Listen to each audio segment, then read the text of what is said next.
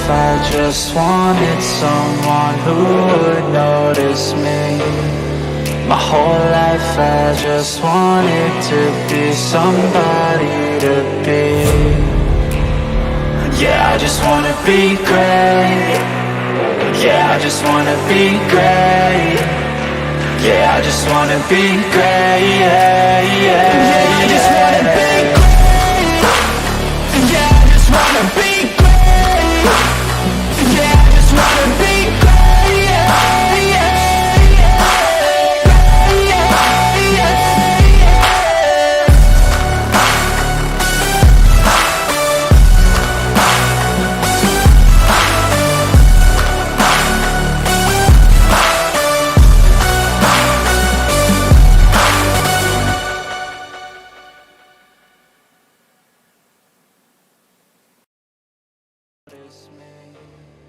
my whole life I just wanted to be somebody to be. Oh my god, hello? What? Nick Merckx says baseball isn't technically a sport. Thoughts? I mean, listen, Nick Merckx can't be perfect all the time, right? I mean, listen, bitch don't play fucking Warzone no more.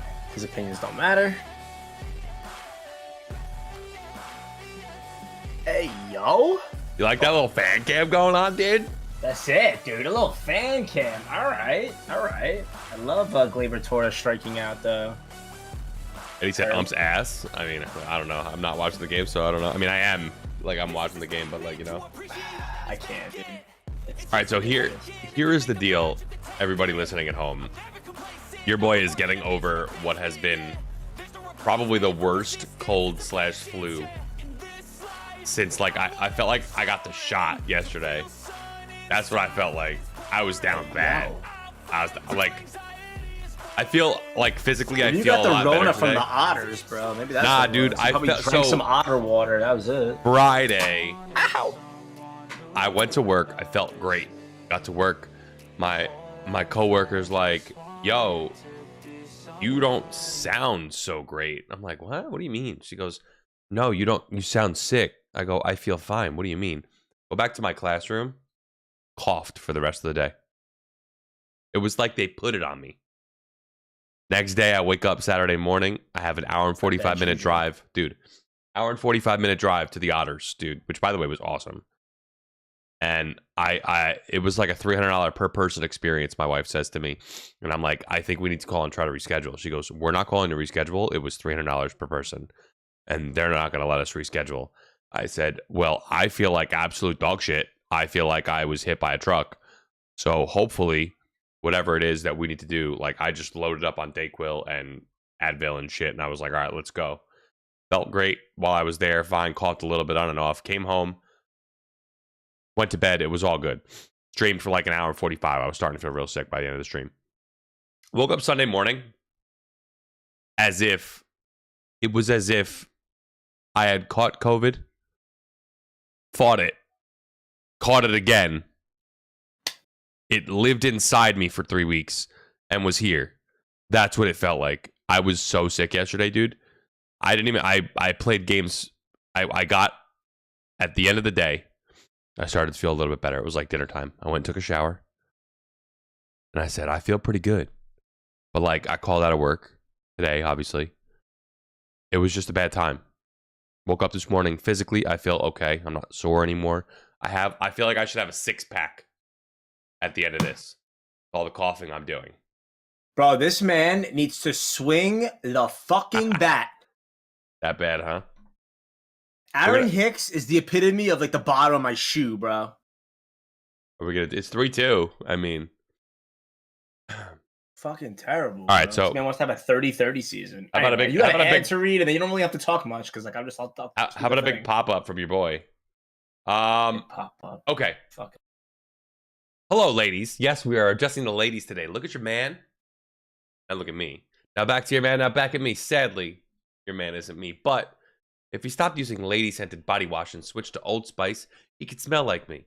Remember, anything is possible when your man smells like Old Spice and not a lady. Make sure to pick up some Old Spice wherever soaps and body washes are sold. Hey, yo! Bow. That is an ad, dude. Sir. Let's go. Let's go. Yo, Matt, do you want to know something? What's up, baby? I mean, I'm out here yelling and shit, and like, you know, like it's like that time of year, but like we had opening weekend for baseball. Yeah. And I'll tell you what, like I was not disappointed by any means. Like we had some great baseball games throughout the entire league. Yeah. And I'm over here sitting and I'm yelling at this fucking screen because like Yankees have yet to ever lead. Yep. Ever. You mean like Not first? wrong. Yes, first. Yeah. Well, obviously they're 2-1. Yes. Yeah. They've won games because they've led. Obviously, that's how that works. But to lead first has yet to be a thing. Yep. And currently losing 2-0 because we just don't want to put the first runs on the board. That's just the way that it goes. That's a fly out by With that- Kyle Higgy-Ashioka. Yeah, I'm just at a loss of dog. I don't understand. But anyway, all right. So let's dive into the Major League of Baseball that you have here. Let me open this doohickey. Hold on. So this is the power rankings by CBS Sports for this week. I thought it was interesting. There's only one undefeated team in baseball after this weekend, and it was the Rays. They went 3-0. Now, let's be careful with that because they played the Orioles, right? That's Fine. fact. That's fact. Fine. Don't mind the Adidas ad in the lower left of your screen. Oh, that's what we're doing. Okay. I didn't even know that the Game Time had ads. I thought it was just a standing still screen. I don't Okay. know. Okay. Sorry. So anyway. Sorry. No, you're good. Holy hell. Okay, you're good. You're good. So listen. So here's you how saw it me goes. do. You saw that. I huh? did. I saw it, and I was just aggressive. I'm like, all right, here we go. So Thank I'll you. drive. So anyway, the Rays open up their weekend and open up the season playing the Baltimore Orioles, who will probably be dead last in the division once again. Rays are 3-0. They are undefeated, and they are on an upward trend. But again, it's only Baltimore 3 games. Kind of have to see some real competition, real talent. The Blue Jays, however, they played the Texas Rangers, and it was a high-scoring affair in both aspects, whether you were a Rangers fan or you were a Toronto Blue Jays fan.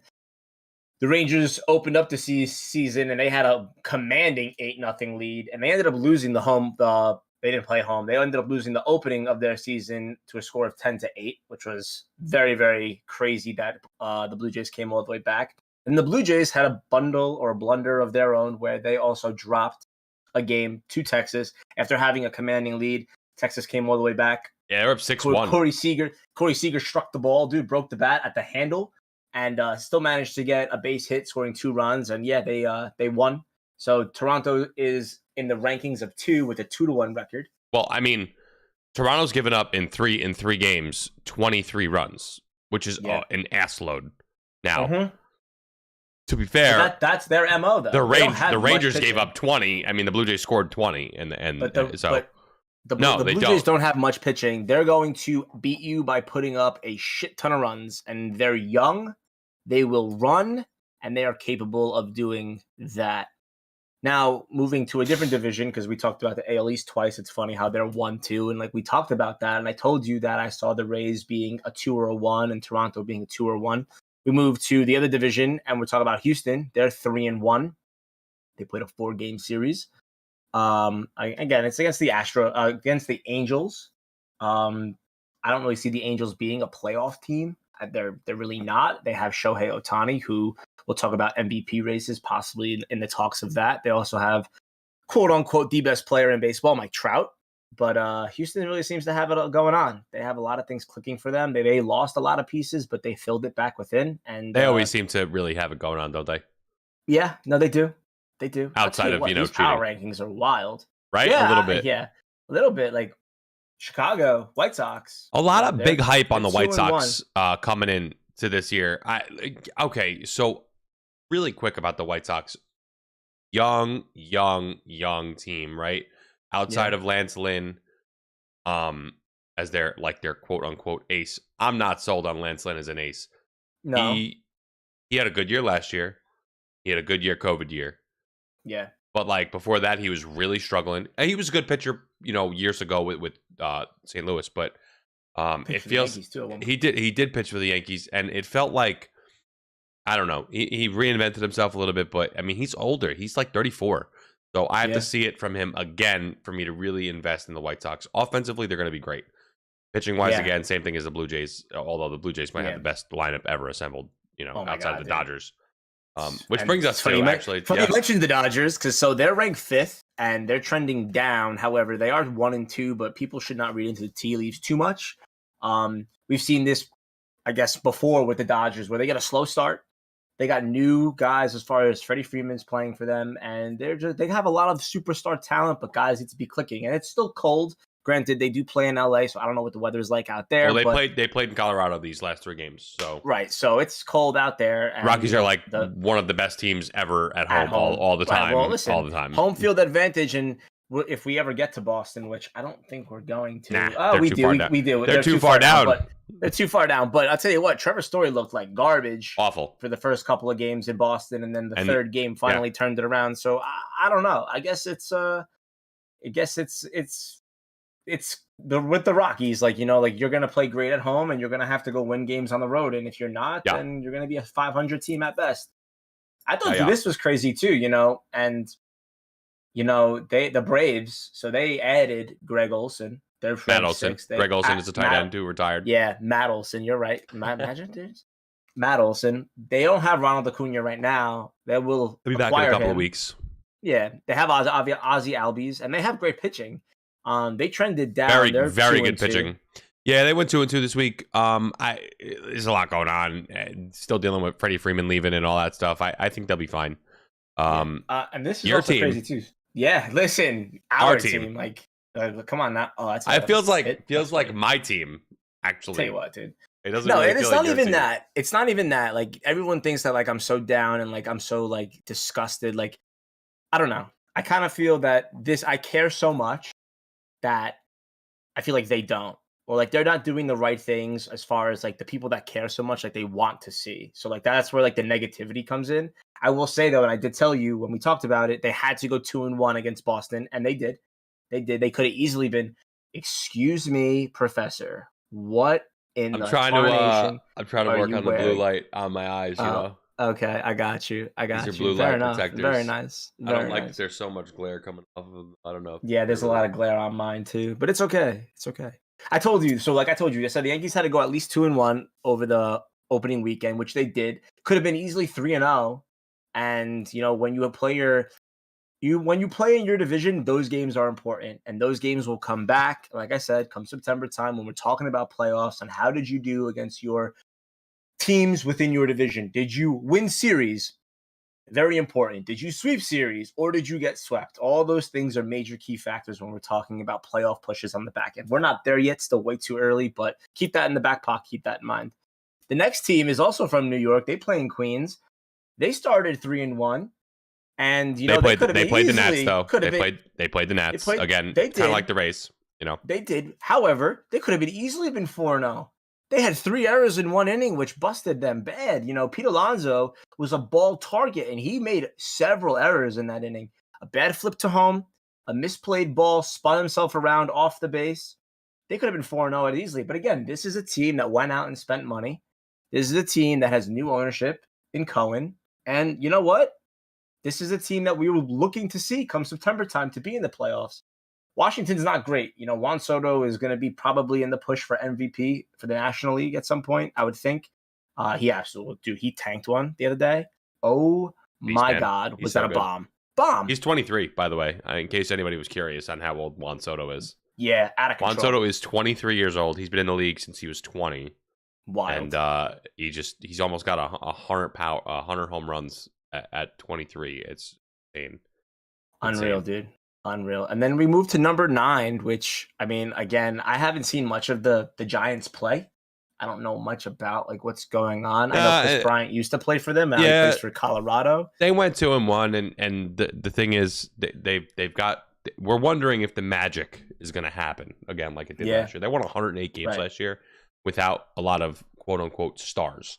A lot of no-name guys came together, had a great season. Who knows if that'll be the case? Phillies had a nice weekend. Yeah. So like, I mean, like, so we're gonna talk about. So like, the Phillies are 10, the Padres are 11, Brewers are 12. I can't see these 3 teams sitting in like these double-digit rankings. I think they'll move up a bit. No.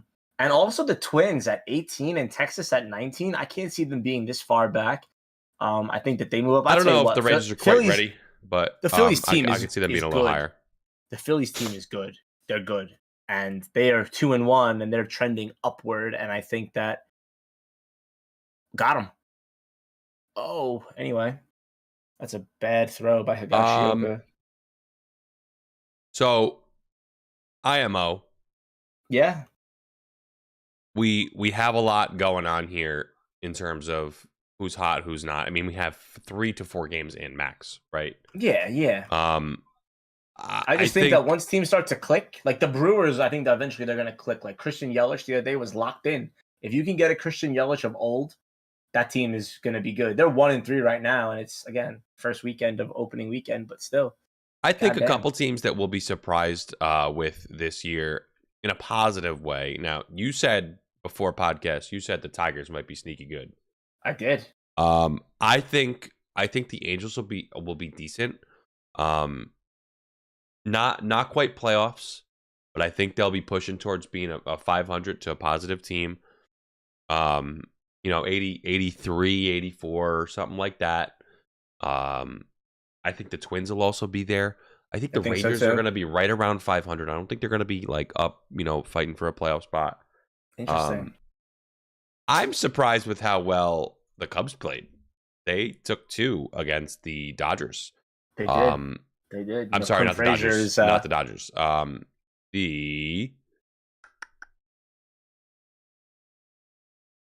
I know where it is.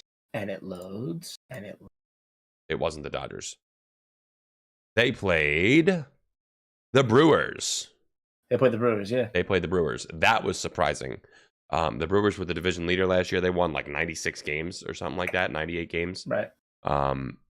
Yeah, they're not clicking yet. No. Chicago came out and they did their thing with the 5-4, 9-0, and then they actually ended up losing the last game. But again, like I said, Christian Yelich seemed to be back on his bullshit that game. And remember the name Seiya Suzuki. Remember the name. Oh yeah. Remember the name. Rookie by MLB standards, not quite. He's been playing baseball for a few years now, but in the MLB, he's a rookie. We didn't put a Roy category in there, but he could win the Roy. Whit Merrifield could win the Roy. I put the Roy in there. What are you talking about, dude?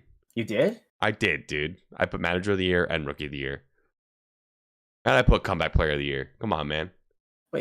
You're on your bullshit. Comeback. I put the comeback. I saw Manager. Oh, you have Rookie of the Year. I didn't see Rookie of the Year. I apologize. It's okay. But I would put Whit Merrifield in for the NL. It plays for Whit Merrifield's like 30, bro. You mean Bobby Witt? Is it Bobby Witt? Yeah. Yeah. That kid's a stud. Yeah. I agree. I think. Rookie of the Year is very hard to decide. You gotta tear it up. I would also consider in the MVP race, and you didn't ride it, neither did I. Maybe little Wander Franco for Tampa Bay. I could. Possible. Very possible. So we have this thing on here, way too early division predictions. Way too early. It's super. It's first weekend, and I'm gonna go out now. You can make your statements about whatever. I'm just gonna go out and say what I'm gonna say. That's fine. And I'll let you go from there. In the West, the Dodgers are the best team probably ever on paper assembled. So yes, I'll give that to the Dodgers. Yep. Central, this is more of a surprise. I'm going to say the Cardinals. No, that's fair. A lot of people are saying the Brewers are going to repeat as the Central Brewers. champions. Yeah, one or the other for sure. But listen, we talked about it. I think a lot of the young guys. Well, I think the Cubs are going to hover around 500. I don't think they're quite ready to jump back into the competing game. Right.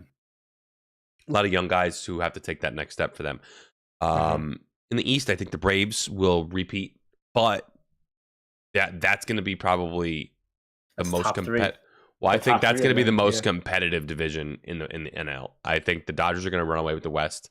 Doesn't mean that the other teams aren't going to be good. I just think they're going to have that significant of a lead there. How many wild card teams are there again? It's only 2. So in the NL, I think the Phillies are going to come out with the first wild card. I think they're going to come around and have a really good season. Their offense is loaded. Bryce Harper, Kyle Schwarber, Nick Castellanos. They have a loaded lineup. I think the Padres. I think Yeah, Bob Padres. Melvin is the manager of the Padres now. He brought a lot of really good A's teams, managed them really well, brought them to the playoffs. I think he will make a really good fit out of this Padres team without, by the way, for the first few months of the season, Fernando Tatis Jr. I think if they can navigate that, they will be ahead of the Giants, and they'll probably win like 90 to 92 games. The only team that I want to disagree with, and like I Mhm. can see it being close, I think that if the Mets don't win the division, like the Braves should win their division, I think that the Mets do slide in as a wild card team. And like I think they have a lot to lose, you know? They went out and spent a lot of money this offseason, and they have phenomenal pitching. Now, are we talking about Mets that get a full season of Jacob deGrom, or are we talking about Mets that get a month of Jacob deGrom? Now, if the Jacob deGrom doesn't come back and the Mets play poorly, you know, they're not going to make the playoffs. But if you can get Jacob deGrom come back within the next few weeks and he makes 20 starts, I think that they're honestly a playoff team. And I think that, you know, I don't know if they win the division, but they're going to be fighting the Phillies tooth and nail for that extra wild card spot for sure. Sorry, excuse me. You're good. So here are my, obviously there's snubs, just like Yeah. you know, what you get at that come Yeah. along with what I'm saying. The Brewers, the Giants, and the Mets would be three big snubs in my world that I Right. have division winners. I mean, the Brewers were 90. I think they won like 96 or 97 games last year. The Giants won 108 games last year, and the Mets, after all the money they spent, are projected to be, you know, in high 80s, low 90s game winner. So for me, I think that would be some pretty big snubs. And I don't think these are going to be bad teams. I just think that this is going to be a very competitive National League, in my opinion. Well, why do you think that not them, the owners wanted to expand the playoffs? Of course. You go to the playoffs, everyone gets a bonus, and now we're talking about three snub teams. Maybe those three teams get into the new playoff format. So it's I think you need to earn it. I don't think you could just walk in. So I like what they've done and how they've kept it. It's going to be real interesting though. And like I said, it's a long season. It's 162 games. Every game matters. Yeah. I don't give a shit if you tell me it doesn't. Every game matters. And we're going to see, like, they should be playing every game. And I know I'm watching the Yankees now, and like they should be playing every game as if it was a playoff game, because eventually it's going to come back and creep back to you. And like, it's like, oh, do you have home field advantage? Do you not have home field advantage? Yep. Are you playing in a wild card, or are you playing in a divisional series? Like, what are we doing? Like, that's where it all comes down. Yeah. So I see that you have the AL rankings. If you want to go through that, and then Sure. I'll reverberate back. Absolutely. So in the West, that is going to be a runaway. It's going to be the Astros. Even if they don't have an incredibly great season, they're going to win that division by like 10 games no matter what. I did say the Angels would be good, and I do think the Mariners are going to be pretty good this year, but I don't see the Mariners as a 95 game winner. I see them more in like the 85 to 90, and I think the Astros are going to be a 95 plus win team. They usually always are. Even if it's low 90s, they still win that division pretty handily. Mariners will make some noise, but they'll be one of those, quote, good teams that don't get in. I think the Angels will take that next step, but not quite good enough to get to the playoffs. Central, White Sox, there is no team in the Central that has a good team outside of the White Sox. I know you said the Tigers might be a sneaky good team. You're talking like maybe a 75 to 80 win team. I don't think they're going to be, anything in the playoffs. Guardians have a couple of decent guys, but they're doing their best to not pay people outside of J-Ram. Yeah, which is wild. The Royals have like the third lowest payroll in baseball. Too young. They're not ready for anything like that. This is the White Sox. They had their runs. If you think about it, you're looking at teams that had runs. The Guardians, the Royals, the Tigers at one point had a couple of runs. Like, those teams are no longer run worthy. I mean, the Tigers, like I said, possibly could be sneaky, but like the other two teams were playoff bound and World Series bound. And like that was it. Yeah. Like, you're not going to get anything back. And the Twins, I don't know what we're going to get from them. They spent some money this offseason. Again, I think the Twins are going to be in the same situation as the Angels. They'll be good, but not good enough. I think we also have to consider this too. Like, if they're good, You say not good enough. Like, are they wild card worthy, or do they have to? You have to figure how many wins does it take to win a division, and then how many wins does it take to win a wild card? Because you could have multiple wild cards come out of different divisions. The competitiveness that is going to be within these wild card races, both in the National League, but specifically the American League. There's going to be a team that ends up with 92 wins or so that doesn't make the playoffs. We saw that last year. We saw that with Toronto last year. They didn't make the playoffs. They had 90 wins. Yeah, it's going to happen again. And the Twins just don't have that. They're not going to be a 90 win team. I don't think they win 90. They'll be an 80 to 83 or 4-ish, but they're going to be games away from the playoffs this year. Yeah, no, for sure. So in the East, I'm going Bull. You're so mad at me. I'm going with the Yankees to win the division. They haven't won the division in how many years? They're due, right? They're due. I felt like the way this past weekend went, positives and negatives. Positives being they won 2 out of 3. I like when teams have to come back from behind and put together some runs in that type of fight manner and not just bludgeon your teams to death and just call it a day. I want to see that too. Don't get me wrong, but I like seeing this side of the team. I think the offense will turn around. We're gonna start seeing like 7, 8, 9 run games out of this team. I think in the wild card, we're looking at the Rays and the Blue Jays in 1-2, and they're gonna have 95 wins each of those teams. 93 to 95 wins, the two of them. Now, that means they have to be extra good outside of the division because they're going to eat each other alive in the division, the 4 teams that are really in contention there. What does that mean? That means the Red Sox don't make the playoffs, right? No. Which, I mean, you don't sound like you're super surprised by that. I mean, the Red Sox are not a bad team. They're actually really good. They're just offensively, they are not a bad team. They go as Nathan Eovaldi goes. Like, that's their pitcher. They ride him. That's their horse. They don't have anything else unless they make some sort of unless they acquire somebody at the deadline. I don't know. Who knows what Chris Sale's going to be when he comes back from injury? It's just big question marks. Yeah.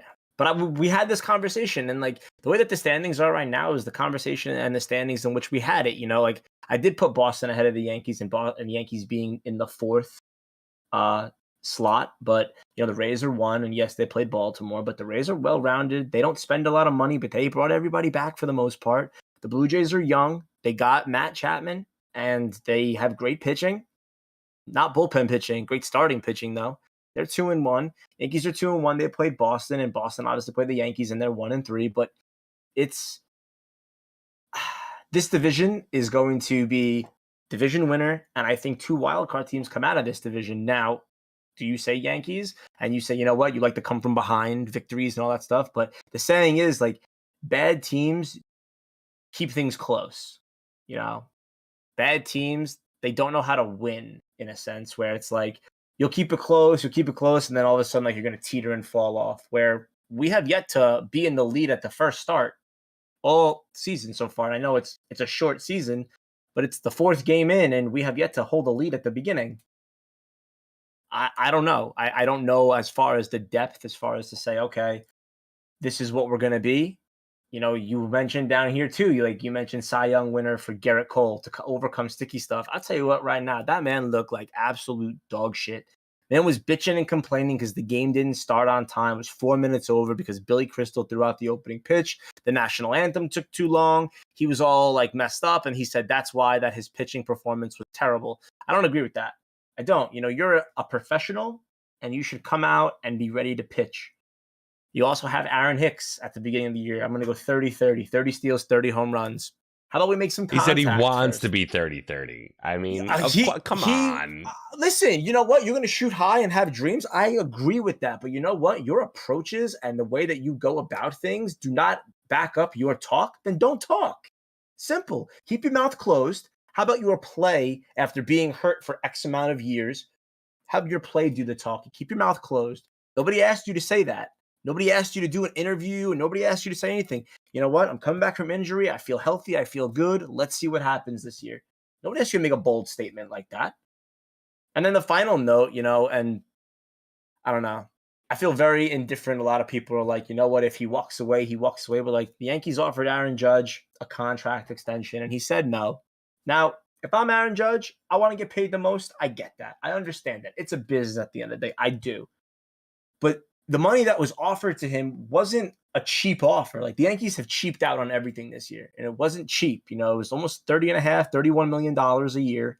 And he's looking at what everybody else got. Mike Trout got paid, what, $36 million a year? 35. 35 a year? 10 years? Yep. The years weren't the problem. The Yankees were going to give him 8, I believe, maybe 7. Well, 31 million a year. So here's the big issue, and I'm going to stick to this. The fact that they weren't willing to give him the extension starting this year, I swear that's the problem. They wanted to limit his salary to $17 million this year, but as whatever his arbitration number is. Yeah, it's going to be 21. Then they wanted to go up to the 30.5 starting next year, and that's $13 million difference in the life of the contract. Doesn't sound like a lot of money when you're talking about, you know, $240 million, but no. I think if you give him, turn his 7 or 8 year contract into something that is a $31 or $32 million a year, not starting with 17 in the beginning and then going to 30, right? 31, 32.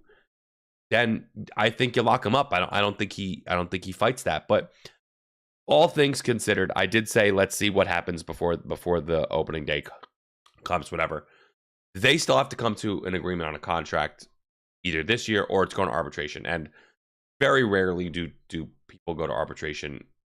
If it does, it'll end up at like 19 million or something like that. There's a really good chance that not Judge, but his people and the Yankees will come together on something in the realm of like 18 or 19 or 20 million. It'll be somewhere in the middle, and they'll like solve that. 18 and a half, 19. If he wanted 21, like offered 17, something like that, which is again fine. Yeah, that'll happen. But then you know what? Like, I am still going to reserve really the fact bet that on himself. Well, here's the thing: if he doesn't play well this year, or if he gets hurt, he'll be back on the Yankees because he'll have to take a lesser contract. And I think the Yankees will have him back at lesser money. Here's the other thing. Again, I think this aspect is great for them. He's great for them, right? If he plays great, you know, MVP style, I still think the Yankees are going to pony up and they're going to do what they got to do. I think my issue here overall is with both sides. My issue, mostly the Yankees, because they should have seen this coming for a while now. But Aaron Judge, the year he, you know, should have won MVP, 52 home runs, 110 RBIs, 114 RBIs, whatever. Disgusting. They had the chance then to, you know, offer extension, everything like that. Now, at the time, you would have been like, wow, that's a lot of money going to a guy who only has one season in the big leagues. But that would have been something upwards of, you know, maybe a $250 million contract over like, you know, probably like 10 years or something like that. 250 over 10, 270 over 10, you know, something like that. That's $27 million a year. I mean, they waited. So it's worked out for Judge. Now, those couple years where he was hurt, didn't play a lot, COVID year, and the year prior, he was hurt a lot, didn't play a lot.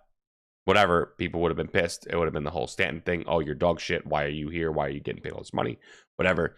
But I think looking back, that should have been the route they took. But here we are.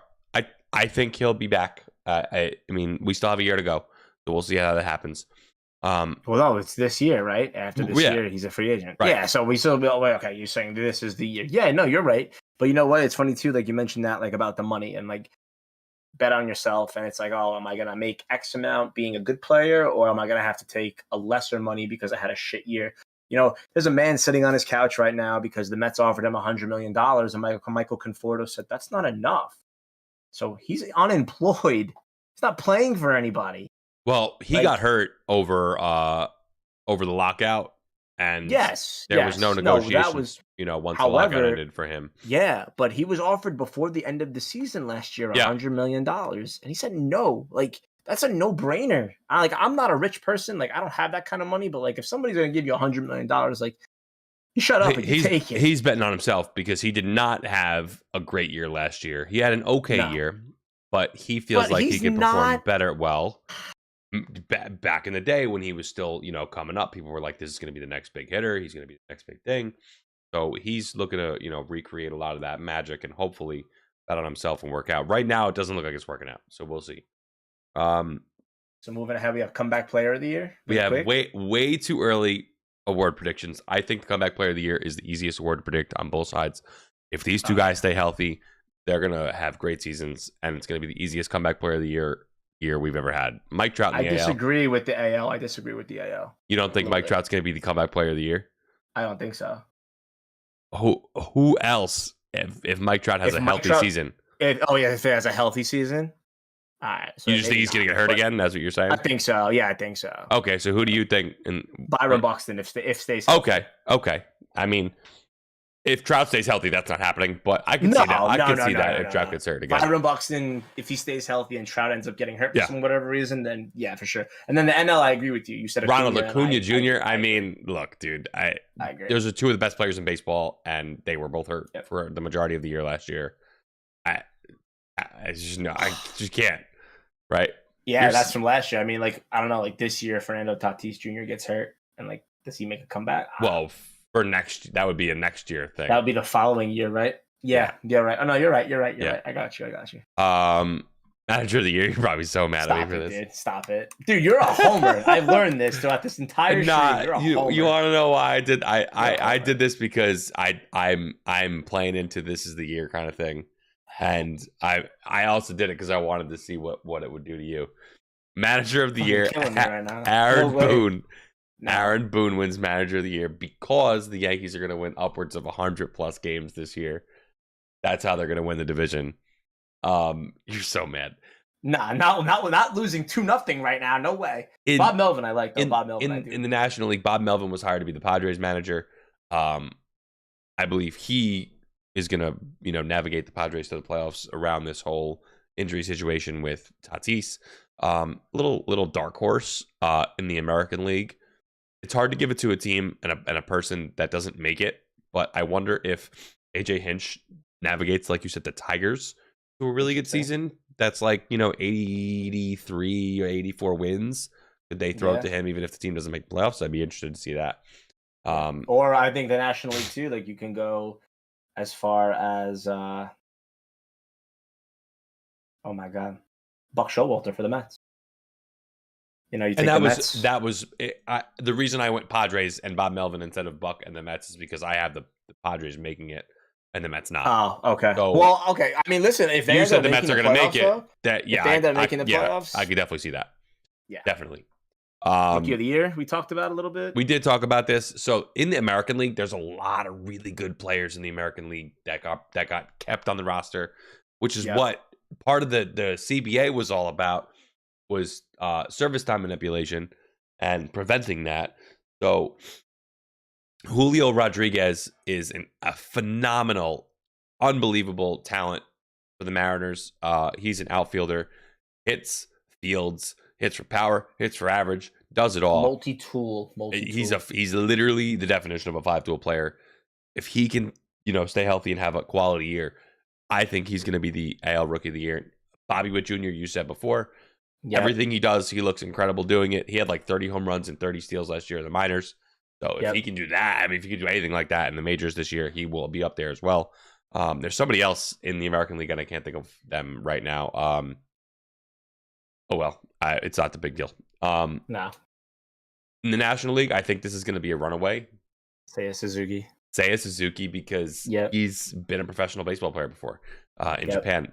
You saw the kid from Japan, 20 years old, threw a perfect game. You know what? I read it, but Yesterday. I didn't look at it. Yesterday, I saw the highlight. It's nuts. Wow, what a good frame on Judge. That was really low. Tough. Awful. It's awful. And it was outside too. Anyway, I think Seiya Suzuki's going to hit you 30 to 35 home runs and drive in close to 100 RBIs. He's gonna have a really good year. Maybe Aaron Hicks should take notes. Maybe. Cy Young, again, you're really mad at this too. I have the Yankees sweeping everybody. Every fucking category. This isn't 98, bro. This isn't 99. This isn't the early 2000s. So the reason I put this is because in order for the Yankees to be good, this has to happen. They have to ride that horse, but it's not happening. Zero. Garrett Cole winning the Cy Young. Now, Fraud. That's a ball. PS, by the way. Jesus Christ. what? What'd you say? No, it was a ball. I just saw the replay of Judge Strike. Yeah. Super low and outside. Yeah. Garrett Cole, he's going to overcome the sticky stuff drama.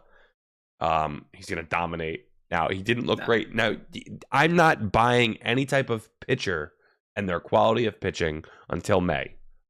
Don't give me no bullshit about what you look like until May. They're not stretched out. And plus, it was accelerated, so they're really not stretched out. Pitchers never look good in April. I mean, very few look great in April. It's freezing, that's true. right? True. I mean, That's true. Okay. We'll revisit that conversation in May. You have Jose Barrios and Shane Bieber. Yep. I'm not worried about the way Jose Barrios looked. If I'm a Blue Jays fan, No. He's a really great pitcher. He's gonna be a really great pitcher for years. Yep. Shane Bieber's fully healthy. He was the Cy Young winner, not last year, but the year before COVID. Year before. Right?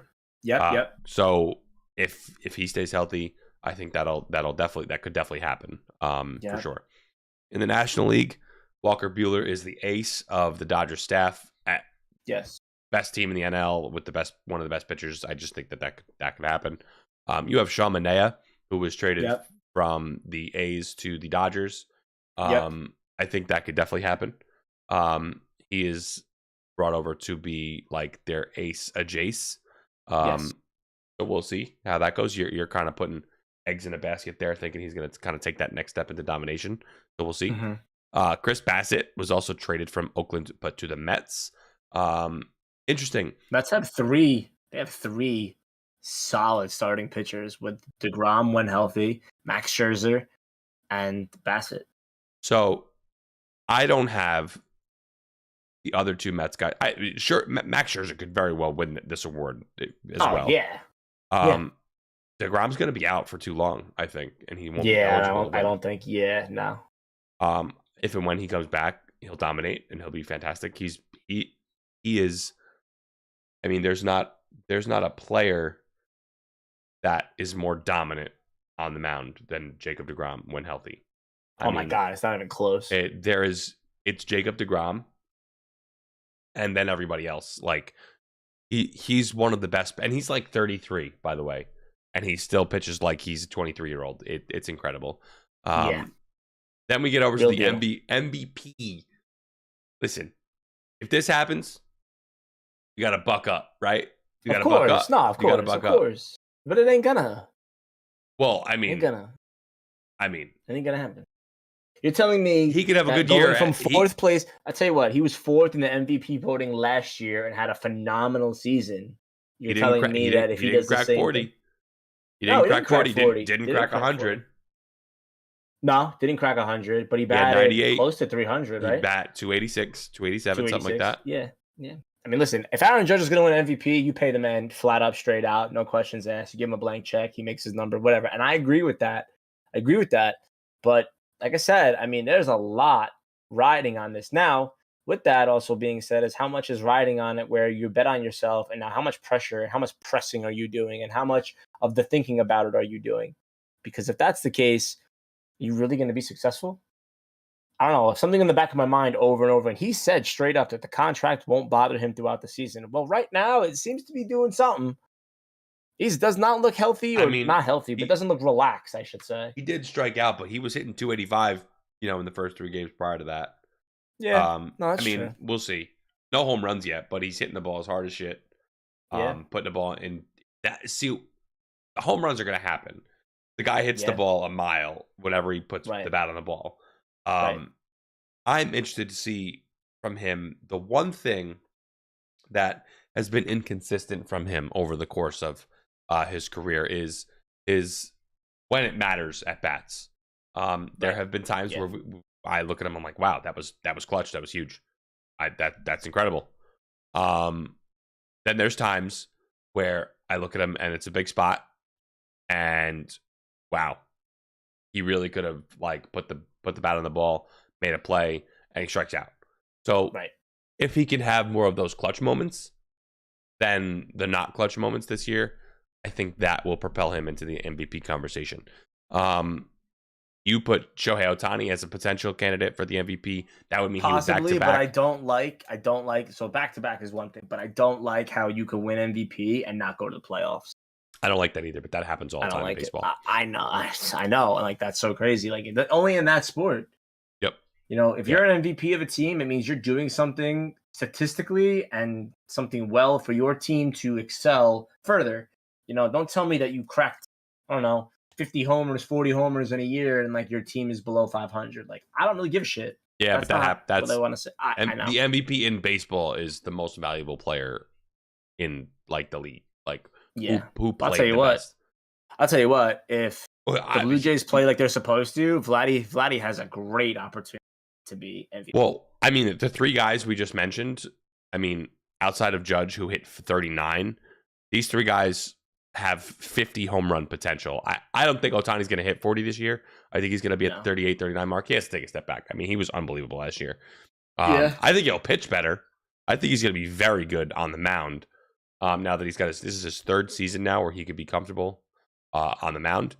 But I don't think he's going to hit 46 like he did last year. Vlad Guerrero hit 48 last year, by the way. He very well could do that again. He could hit 50. Bro, he's hit some moon balls. Oh my God, he's unbelievable, man. I think Judge will also finally crack outside of the time he hit 52. He hasn't hit 40. So I think he'll crack 40 this year. On the NL side, Juan Soto, again, on an awful team, is going to rake. And I think he's going to hit 45 plus home runs, pushing that 50 mark. I think he's going to run away with the MVP in the National League. I think Tatis is going to be out for too long for him to make any noise in the National League. The Dodgers, I think you have Trey Turner there. They're all going to eat away at each other, and it's going to make it really hard for one guy to stand out above the rest. I don't hate the Trey Turner pick. I could say Freddie Freeman also. Mookie Betts, same thing. They're all going to eat at each other's at-bats, in my opinion, and it's going to be hard to pick any one guy out of that lineup to say this is going to be your MVP. Pitching is a little different because you get the stage all to yourself when you pitch. But the lineups and such, you kind of like work against each other in a sense, if that makes any, if that, brings up anything for you. But I agree. That's that for me. So I mean, listen, we tackled the MLB as far as what we think, and I'm going to go to the game tomorrow for the Yankees, so that'll be fun. Yeah, and you should go live from the game. Ooh. I'll try to do that. I don't know how that would work, but I would try to do that and see like what the deal is. Be interesting to see, I guess. Interesting to see the atmosphere. Interesting to see like who's around. I normally used to sit in the bleachers, but I got new seats last year. I didn't do much sitting in those seats though, just because of like you had to like show your vaccination card and like a mask and like whatever. So it was like a whole like thing, but like now you don't have to do that. So like I'm interested to see what these seats are all about. I'm interested to see who's around. Like I really did enjoy being a bleacher creature. Now it's just I'm a typical fan with the back to his seat. Obviously, I wish the bleachers had backs. I would like it more back there. I'll tell you what. Nothing beats a back to the seat. When it's playoff time and you're in the bleachers, you don't stand. You don't sit. You stand, in playoff time, you don't sit anyway. Never. So I guess like I said, I'm excited to see like what this whole season is all about as far as what baseball has to offer. I do like, and we really didn't talk about it, and just kind of want to mention like this whole electronic pitchers. Very interesting. Very, very. I really don't know what like word I would. New age. It's new age, but it's very like technical. Like the catcher has it, whether it's on his wrist or on his shin guard. The pitcher has like this like thing in his hat where they could hear it, and it's like fastball, changeup, curveball. Like it tells you the position of where the ball should be, inside, outside. I think it's great. I think it really takes away from the whole sign stealing thing, and you can thank the Astros for that. And like I know what, and like you could thank Boston. Yankees got their hand in it at some point. Like this is just a new age of just to fix the game in this aspect. So baseball's doing something in order to fix things. Now, are they adding things that I don't agree with as far as having a runner be on second base? Yeah, but they're doing other things, which I think is great. Well, they're going to revisit that midway through the season for next year. I don't think that's coming back. I don't think it's coming. The only reason why it came back this year was because of the accelerated part of it. Yeah. It didn't get agreed upon, and how shorting of a preseason it was. That they didn't want pitchers to go so long. Like that's kind of thing. And they say it's to speed up games, but like, is it really when the Yankees score, then Boston scores, and the Yankees score end up winning? Like it goes back and forth. It's like college football. Like you score, I have to score type of thing, which I think the NFL should honestly adopt. Everybody should get 2 possessions. We're not really going to talk about the NFL. We're really going to transition towards basketball. Nothing big happened in football. That's why. Well, one thing big happened, and it is very unfortunate that Dwayne Haskins, 24 years old, was drafted by the Washington Commanders. They used to be the Redskins, was drafted by them, 24 years old, was struck by a vehicle, a big truck, I should say, crossing an intersection and was killed. Kind of a freak thing. Can't believe that that's something that we have to worry about now, and being like the figure in which you are. I guess you're just walking in the wrong area, not really knowing where you were. But apparently people said that he used to run on this busy road all the time. And I guess when trying to cross, the truck didn't see him and ended up killing him. It's kind of a freak accident. But aside from that, no really big news has come from the NFL. So I guess we're going to talk about the NBA. They're getting ready for playoff pushes and playoff seedings and who's playing who. And I will say, though, that the Nets did beat the Cavaliers, and now they're ended up going to play them in the playoffs, and that's big for you. I'm very excited to see what they have to offer. Brother, wait till you see what I got for the podcast. I'm ready. You ready? I'm ready. Hit me with it. So here, look what we got here, baby. Oh, we have contender, pretender in the NBA. You want to start? Let's start with the West, because I'm a fan of a team in the East. So let's start in the West. By the way, I told you the Lakers weren't making the playoffs. No, you're right. You're right, and I think that's fucking great. I think that's the way that it needed to be. Yeah, they're not good. They're not good television. They weren't. I'd honestly rather watch the Spurs and the Pelicans. I'd rather watch them. So we have our 10 teams in the West. Okay, I had to just double check that it was 10. I had to count. Yes, we have our 10 teams in the West. We'll start at the bottom with the Spurs. Spurs, they were like 15 games under 500. So it's crazy that the Lakers didn't make the playoffs, considering that fact and considering they were the 10th team. This is a very much pretender team. I'm sure you agree with me on that. They do have DeJounte Murray. Yep. Very good point guard. Very, very good. But not enough. They don't have enough going on there for them to really make any noise in the playoffs. I think they're going to, hear me out, I think they're going to lose to the Pelicans, which is going to eliminate them. No, I agree with that. So I think the Pelicans are more well-rounded. They have not quote-unquote the superstars that you're looking for, but they have Brandon Ingram, who I think can take over at any game. They shoot the ball very well at times. And yes, they're a 9 seed, but I think that they overcome the Spurs as a 10, and then they move on to the next round. Right. Overall, for our playoffs, they're not going to win a title, though. They're not quite ready for that. No. So they are another pretender on our side of pretender. Then, of course, we have the 8 seed, the Clippers, who are going to be going up against the Timberwolves. This is the last team, in my opinion, that is not quite up to snuff with the rest of the West. I don't think they're bad. They're very young, outside of Paul George. If Kawhi Leonard was healthy and here, this team would be super contender. They would be fighting for, a championship this year. But without Kawhi Leonard and just Paul George, he's not going to do enough for us here to make any noise. So I put them on the pretender side as well. Plus, I think Karl Anthony Towns. He's going to dominate. He's going to dominate. Yeah, I think he's going to dominate. Which leaves us now with the remaining 7. Now, a little information. The Pelicans will then go on to play the Clippers if everything plays out the way we just said. And I think the Clippers will win that game, and they'll go on to play the Suns in the first round. Still, they're probably going to lose in 4 or 5 games anyway. But the Timberwolves, man, if they had Anthony Edwards for one more year, if he was a year older, this would be one of the sneakiest 7 seeds I've ever seen. This 7-2 matchup, because I think the Timberwolves are going to win the 7-8 game tomorrow night. Mm-hmm. This game, this series between the Timberwolves and the Grizzlies is going to be really fucking good. Really fucking good. But, well, what the fuck? See that? Whoa, hey yo. Whole Still click gang. still a pretender. Yes, no. I'm losing my voice. Just kind of just like throw them at this point. Throw them where you got to throw them. Nuggets. You don't have to really. Contender if Murray can come back. Yes. I don't know if Murray's coming back, but if he does, they'll do it. Jazz, super pretender. They've lost big leads all season. They're going to continue to do that. Mavericks, listen, Luka, if he gets hot at the right time, contenders. Got hurt. No, but not for real. He's not really super injured. Okay. It's minor. Okay. Warriors, Steph comes back healthy. Yeah. Clay, Come on. Wiseman, that team's They're contenders. Scary. Yeah, they're contenders. Grizzlies.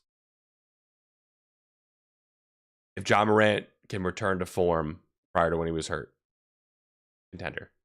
Yeah. And of course, Phoenix Suns. The Sun. Dirty. They were in the finals last year. They're a very good team. I think out of these five, I would put the Suns and the Warriors at the top. And then I say the other three are like that 1B here, in my opinion. Yeah. No, I agree with that. On to the East. East. I had to close all that, and I have to open all this and unlock it all. Okay. And then put it on the screen. Hey, yo. Hornet, he's crazy, right? The East is a little more challenging to decide on. Well, so right. here's the deal with the East. The East, their bottom four teams well, I shouldn't say significantly, but all four of their bottom four teams were above 500. These teams are better than the West. Yeah. So the Hornets, the Hawks, and the Cavs. Actually, the Hornets, the 9-10, I think in the West were below 500, and everybody else was above. There's nobody below 500 in the East this year. Everybody's above 500. Unfortunately, the Hawks and the Hornets got to play each other. Yeah. These two teams are not quite ready to make any noise. I don't know. I would take the Hornets over the Hawks, honestly. I do think the Hornets are going to beat the Hawks in the play-in, but I don't think they're going to really make it anywhere of after that. Who would they play after that? Well, I mean the winner of the Cavs Nets. The Nets are the Nets are contenders, and they don't belong in the play-in. No. You know that for a fact. Health played a huge factor in this team this year. Ben mental, Simmons, like the mental stability of having a James Harden not wanting to play, like a whole thing is just a mess. Yeah, but Ben Simmons rumors could be back for round one after the play-in. That would be quite interesting. Interesting timing as well for gelling purposes, but we'll see. The Cavs looked great all season. They've definitely faltered down the stretch without Jared Allen, so they're going to have a hard time even competing with the Nets in the play-in tomorrow night. That's a bust. Big bust. Of these three teams, I see the Hawks or the Hornets. If the Hornets beat the Hawks, I think they can actually beat the Cavs, and they'll be playing the Heat in round one. I don't think that's going to take them out of the first round, but that said that. Bulls 6 seed. Listen, for a long time, the Bulls were the best team in the East. For a long time. They have fallen off. If they can right the ship, they have a matchup with the Bucks. It's going to be hard for them to make it out of the first round. Yeah, no. I almost Chicago, almost. Toronto. Well, they kind of shot themselves in the foot and did it to themselves too. Yeah, this is how true. you play that. Toronto, what do we got? Toronto is going to be playing the Sixers in round one. Vaccination is going to play a key role in this series. I don't know who's vaccinated, who's not. Matisse Thybulle. It's at home. Well, Matisse Thybulle on the Sixers is the only one that's not vaccinated on the Sixers that can't play in Toronto. That's a hit, but not like overly devastating. Listen, Joel Embiid is going to go on to win the MVP this year. As much as I can't stand the guy, the Raptors are not. They're not it. They're not going to be able to do it. Young team. Nick Nurse is a fantastic coach. Rumored, by the way, to be targeted by the Lakers to be their next coach. Interesting storyline to keep a hold of there. And then we have our last four teams in the East. I think all those teams slide over to the contender. I agree. The 76ers with Joel Embiid and James Harden. Which James Harden are you going to get? Interesting. We'll see. I think the James Harden that you're going to get is the one that's like I don't know. Like his game reminds me of like a light switch. You turn it on, turn it off. I think it's just going to be turned on the entire playoff series because like this is what he wanted. Yep. You know, like this is what it is. And you know, you could say the same thing about the Bucks with Giannis. You could say the same thing about the Celtics, who people kind of wrote them off and were like, you know what, like this really isn't a team, but they got a phenomenal backcourt. And you know, Miami, I never really count out Jimmy Butler. So Jimmy Butler, Kyle Lowry's a winner. Yeah. Tyler Hero looks great all the time in the playoffs. He seems to come up big and with the big lights. Bam, bro. Bam is Adebayo's fantastic. Cleans glass, puts it back. If we're saying again, well-rounded team. The 5 on the right or my left on screen, the contender side. The Nets have to play the Celtics in round 1. Yeah, that's gonna be a fucking bloodbath, dude. I'm gonna tell you right now, as good as the Celtics are, this will be a 5-game series. That's how good the Nets are. Was it 7? They play the best of 7 always? Yeah. The Celtics is going to be the same as last year. The Nets, fully healthy, with or without Ben Simmons, will win this series in 5 games. Right. And the other 3, so even though if something crazy happens and the Nets don't make it out of the play-in, that would lead the Celtics to going into contendership for me. Right. But if they got to play the Nets first round, that sucks for them. But you know what? The Nets are, in my opinion, fully healthy. They're the best team in the East, and it's not even close. Now, of the contender teams, do any of them have like vaccination mandates, or is it only Toronto because it's Canada? I think it's just Toronto. Okay. I think they're the only team that would make that. They're a different country, obviously, right. So that's why. But yeah, no, I was just curious. So of these 5, I think it's Nets, Bucks, and Heat. I think would be my 3 that I'd pick. Sixers, James Harden scares me. He makes me nervous. I don't know.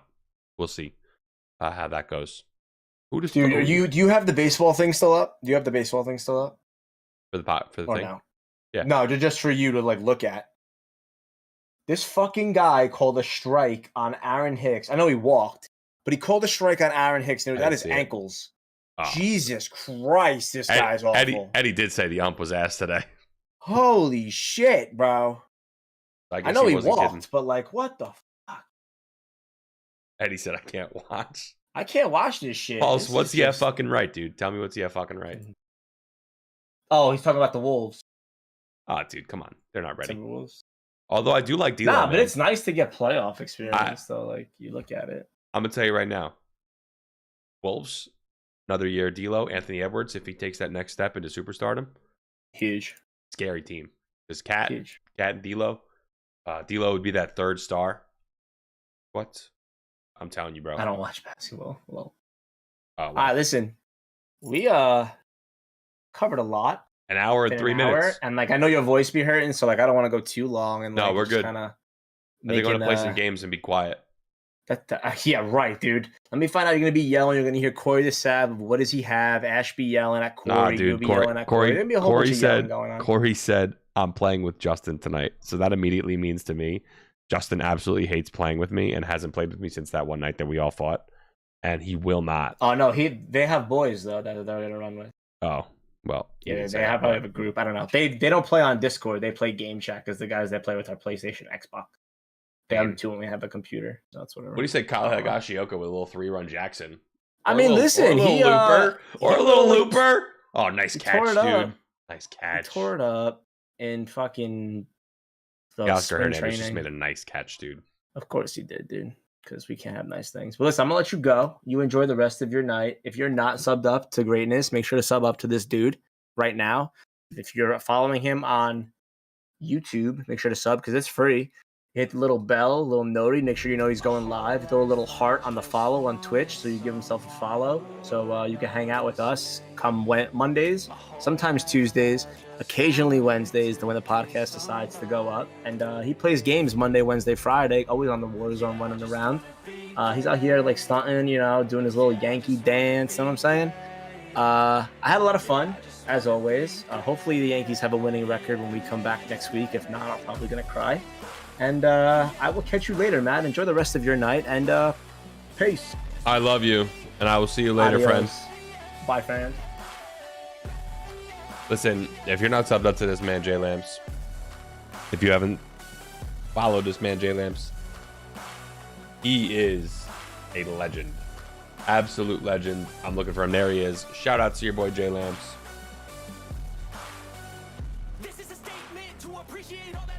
They just had a 3-run 5th. Oh shit.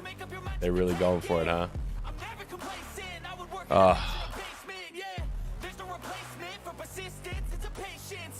I got a message, mother of Doxy.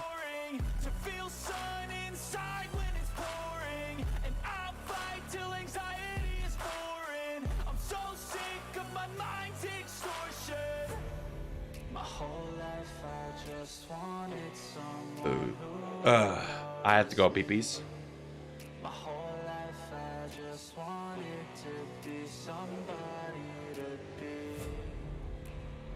Yeah, I just wanna be great. Yeah, I just wanna be great. Yeah, I just wanna be great. Yeah, Doing homework, pain.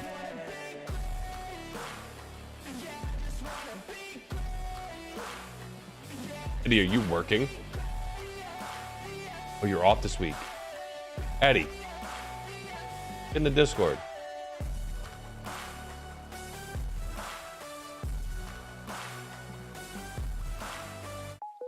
All right, I had to go pee. I'll be right back. Going on Sunday. Going out to dinner. Oh my god.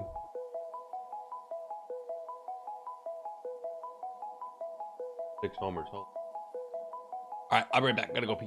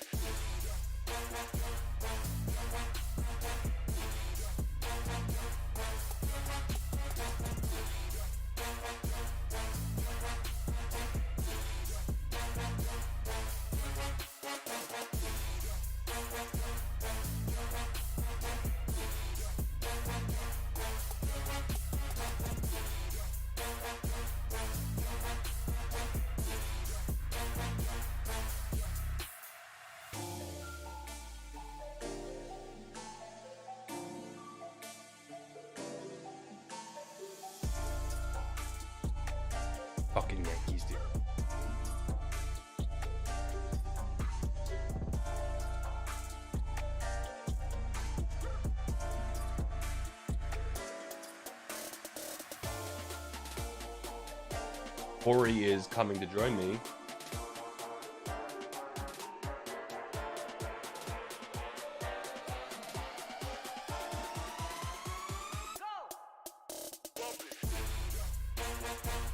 Byron. Oh, Byron.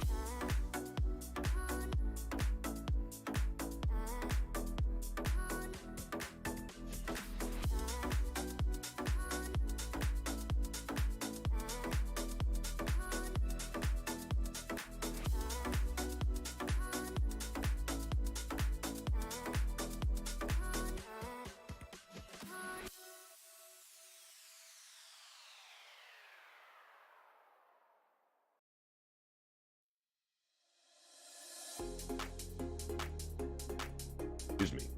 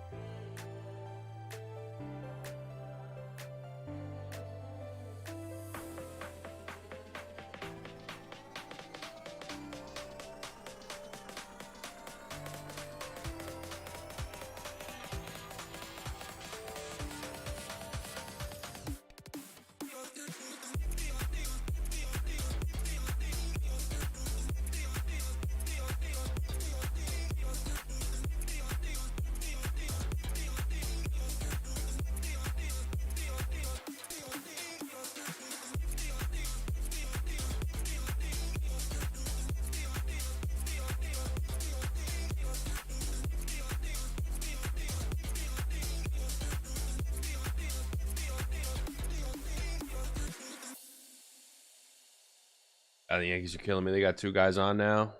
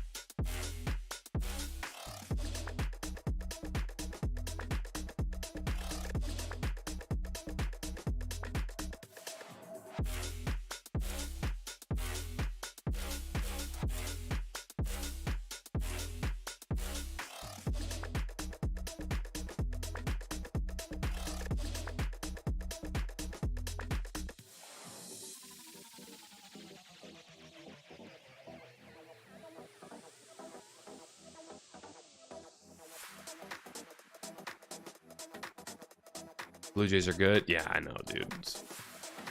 Ever. That was a big pop out, though. No bullshit.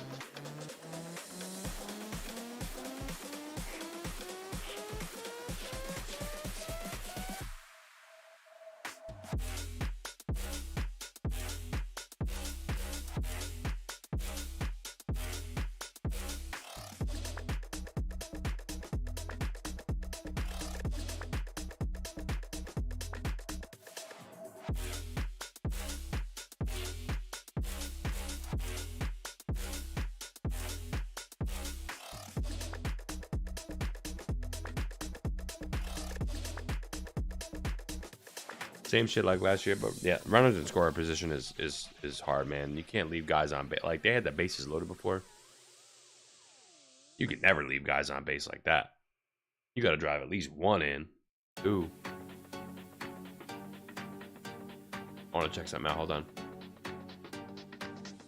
Oh, nice. Look at that.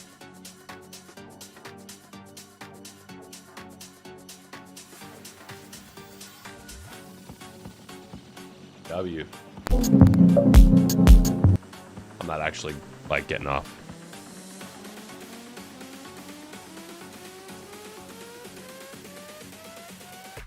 Oh, Eddie, I didn't know you resub. Thank you, bro. Twice yesterday, once today. Yeah, bro.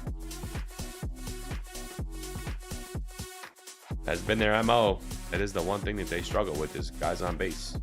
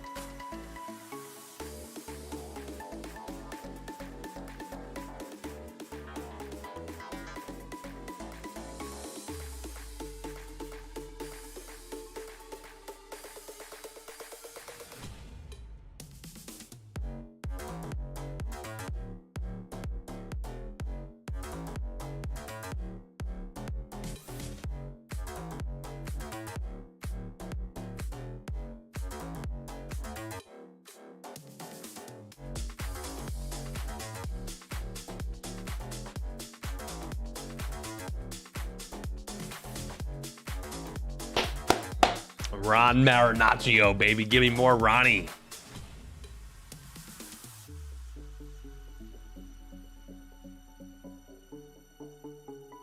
I love him. Give me more of him.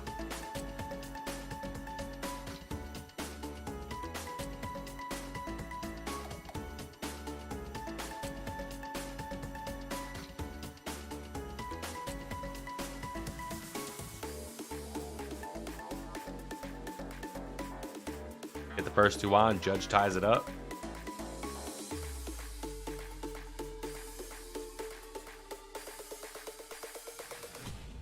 So I'm saying, man, get the first two men on base.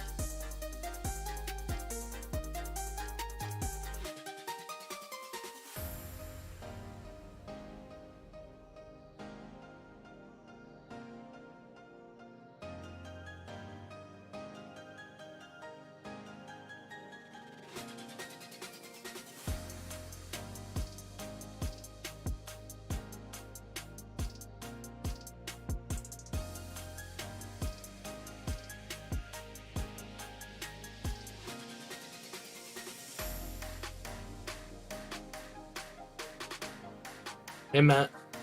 Hi. What are you doing? Muted. Hi. Shut up. Man, this game, bro. It's already 0-2. Love to see that.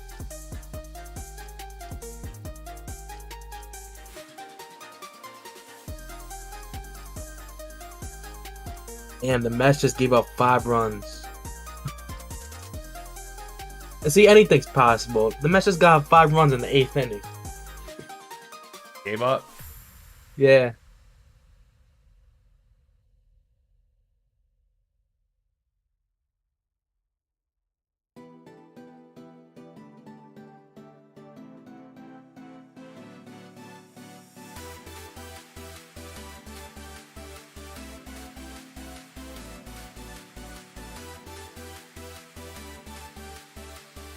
Man, LeMahieu needs to put the ball somewhere else. So far, bro. Oh.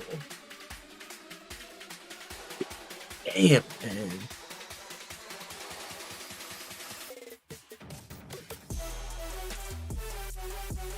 Rizzo's having a good year. It'll all come together.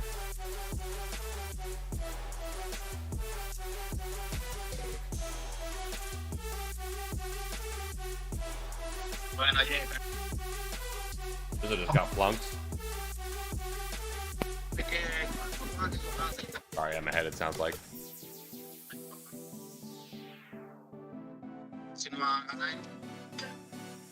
Oh my Oy. god, bro.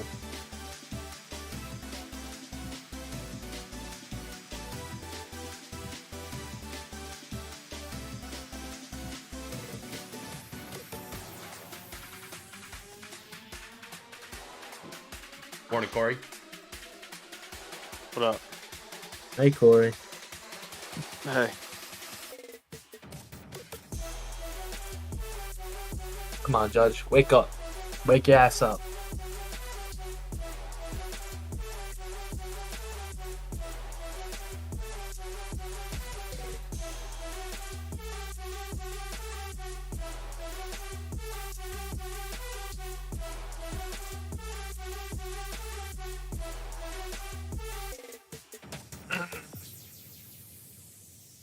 Am I ahead of you, Matt? How do you? So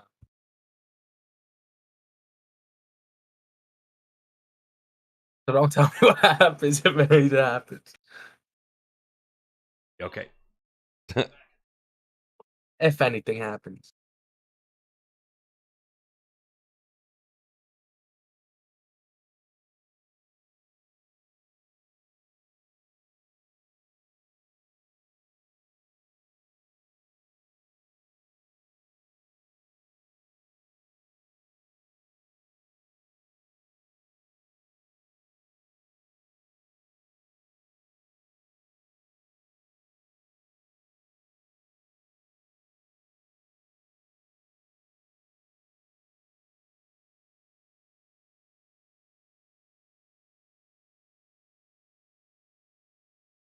Hi.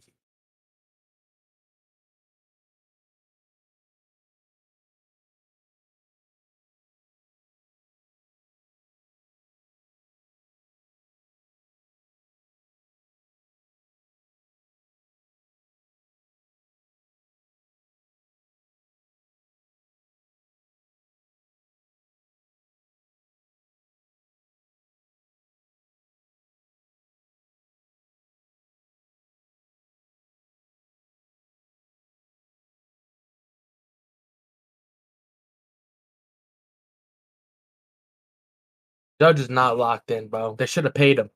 Eddie, you're not playing with us? No, I'm going out to eat. When are you going? Like, right now. I was waiting for this game to finish.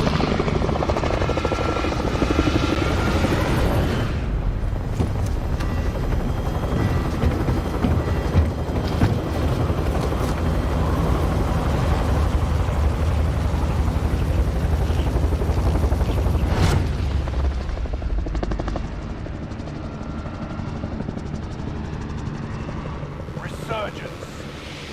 Gas is approaching your position. Get to the safe zone. You're going bottom, right, Matt? Yeah. Are you beeping? Never heard of her. Soldiers nearby. Targets are up. Frag going out.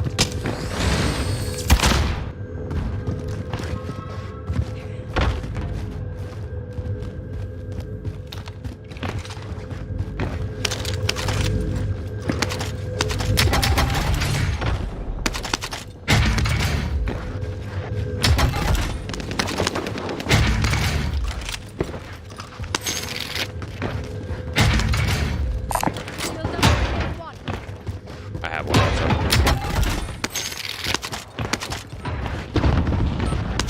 Yep. We have load.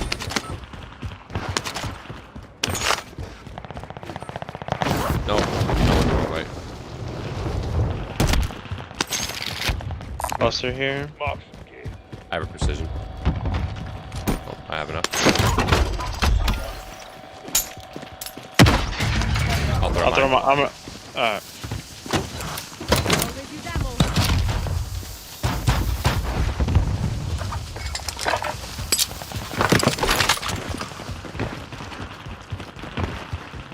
I'm gonna go to prison. Enemy soldier nearby.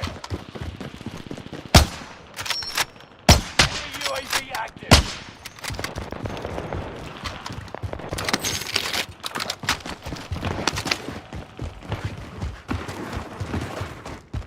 You going prison, you said? He is him. Where's Docs? She said she has homework tonight.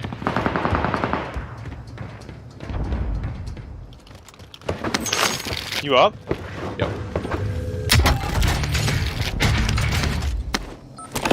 Time for recon.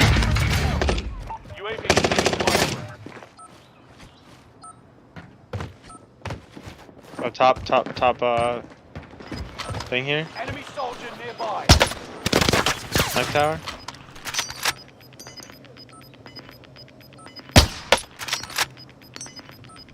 We've got gas moving in. UAV's out of fuel. Enemy cluster strike. Watch your heads. There's a guy to your left. Oh yeah, fuck. He's on me. He's on me. Of course he went for the flange. I was already down.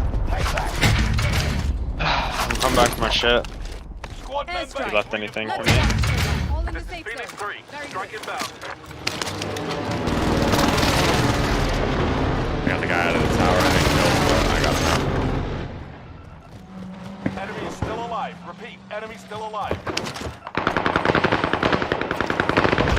Your team is under. Don't become prey.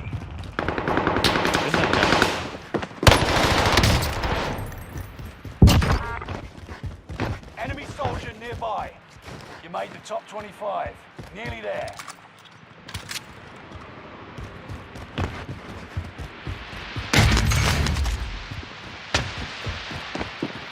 Top water tower. Loadout drop on the way.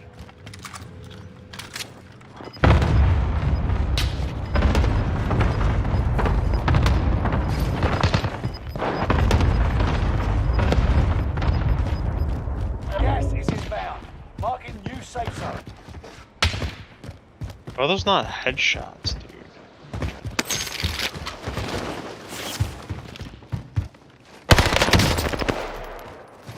Oh no.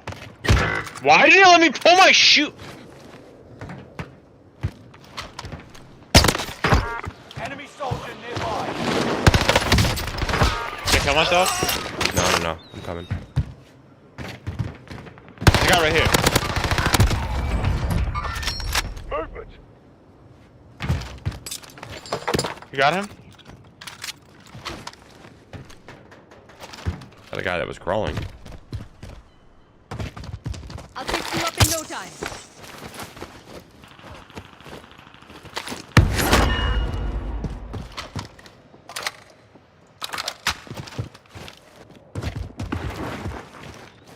Enemy UAV.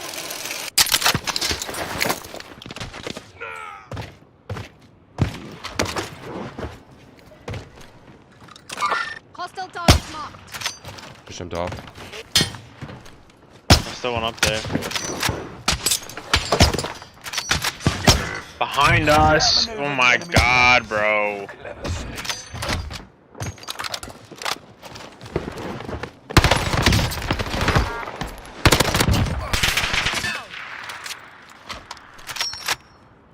Oh, right here, on me. Squad mates are all going up. That'll teach them the best of your I'm squad. gonna go fucking pop this kid in sniper tower. It's pissing me off. Redeploying. I killed the one that killed you, but there's still one up there. Losing ground. Move it. Hostile dropping into the area. Hostile fire.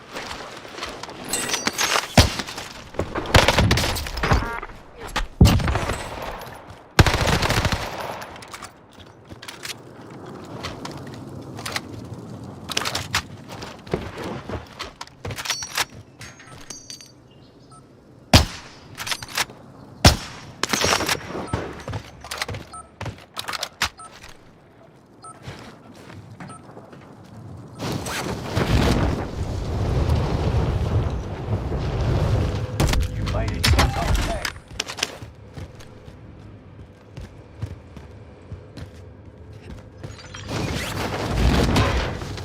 Dude, you could buy a immune box or something. I can buy you a loadout. I'll have a loadout. I need Buy plates the and immune box. Always use ammo. You hit the box? Yeah, Loadout drop on the way. I have a loadout. I just need plates. I'm throwing it on the map so we have another one. Gas is inbound. Marking plate? new safe zone. Just through 3. Where? Fire station Marking close get for that. adjustment. gonna go get self, I think.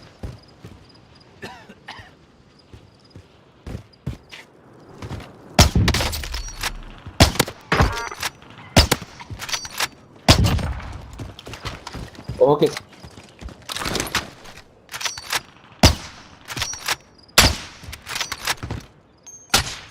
You want? I don't understand that. Hitting people when they're fine is like kind of broken in this game. Enemy UAV active. Resurgence is about to end. Keep your head on a swivel. Positive ID on the bounty. Fire sales done. Prices are back. They got right next to me. 5 remaining. He's by you.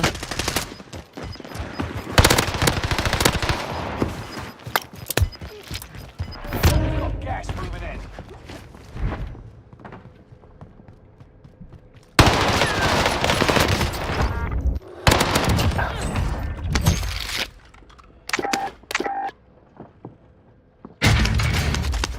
You fight? Oh, I'm good.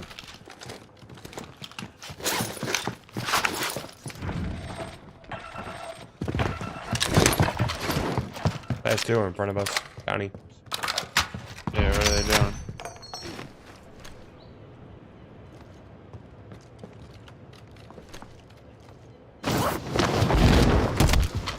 No idea.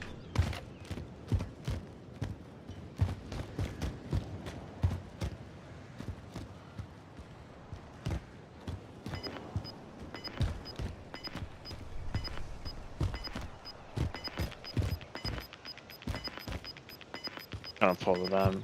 Reinforcements disabled. Gas is closing in. Relocating the safe zone.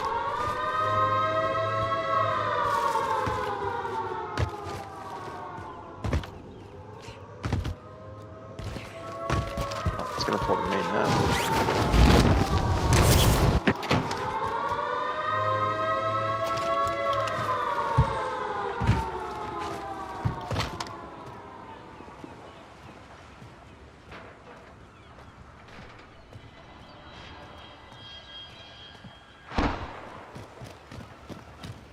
I see him, and then in the back by the buy. Contract failed. Your time ran out.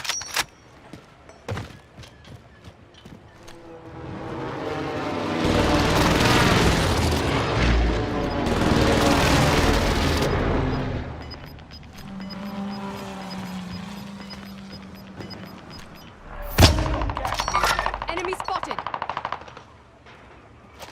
I got one knock. Airstrike. Let's watch the light. This is Phoenix 3. Strike inbound.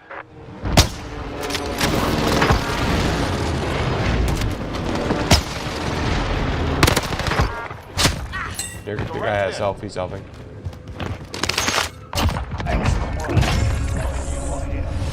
I don't know. He was right there. He selfed. Got to kill him. Your guy self trying to run away. Good game, man. Good game. Not bad for the first one on, huh? Haven't played Played since- good. Haven't played since last time we played. Yeah, Saturday, but I was like half of what I We was. were dead. I was so sick, bro.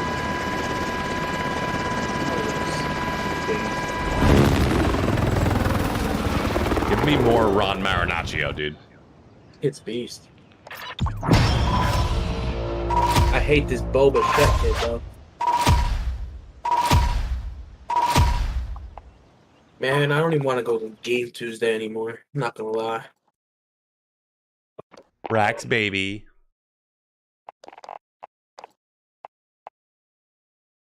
You know?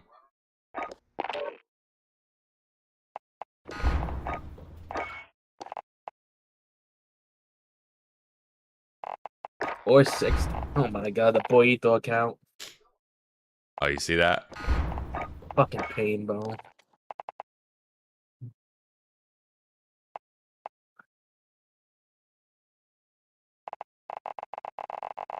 John's still there. Damn, you catching up.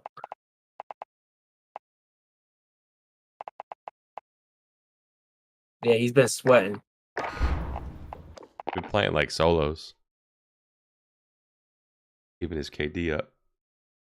I can't play solo. That shit's ass. Remember when Steve did that for like a hot Yeah. week? He played solos to get his KD up. Stop. I love Steve, but stop. I need to get ready. Fuck. Check your gear and weapons. We go soon. What gun are you using, Matt? Owen and the Swiss. Use the Cooper, Corey. But Playtime's over. Stand by. I think for this guy deployment is to the starter. War zone.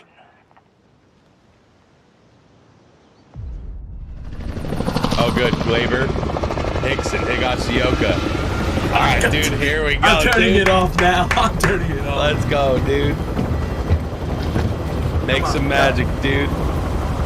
We're sleeping on them. They're sleeping on them. The White Sox are close to a Montes deal. Nice. Great. Who the fuck is that? Frankie Montes. That's the other Oakland starter. Oh, yeah. Resurgence. I mean, our pitching hasn't been bad. Focusing on your position. Fallen allies will redeploy Yeah, dude. as long as you remain alive. Racks, baby. Bring them back to the action faster. That's still bugs me. He hasn't lost me with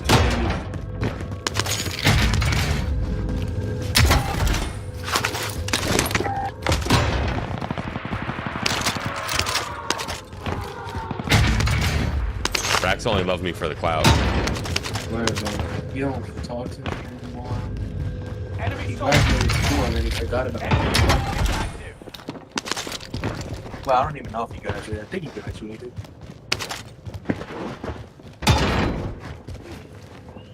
Enemy UAV active. Either on the roof or coming up. Yeah, I got it on the roof. UAV active. Down low, small side, outside to the right. Down precision.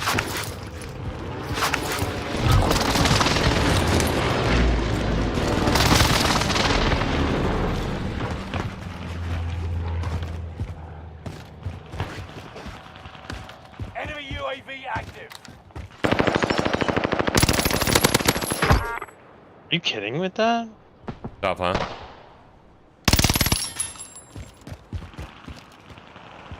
That guy's gonna sell.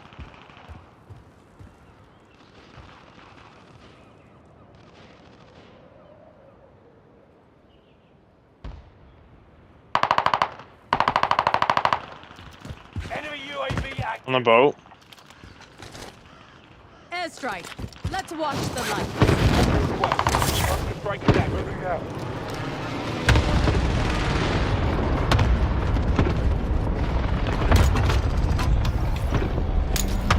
I said you only love me for the clout.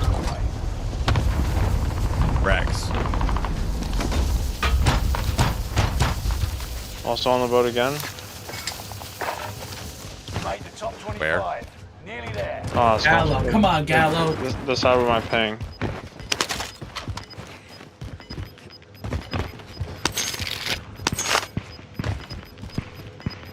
Gas is moving. You got it. Armor over there. Oh, maybe he didn't land here. Maybe he was in the air. I don't know. Bounty target identified. Have a little fun, yeah? No idea. Enemy UAV active. I've gone for a load. I bought loadout already. All in the safe zone. Very good. I have like the flu racks. It's all good, baby. Well, I don't really. It was like cold, but it was really bad. Oh shit. That's gonna be it. It's only a single. I think this guy's following me, the bounty. Bro, he's been hitting the ball good, bro. He's been seeing the ball good. Come on. I can't watch. I'll be back. UAV overhead. Hunt them down. You know what would really put the icing on the cake? If What? Glaber gets on base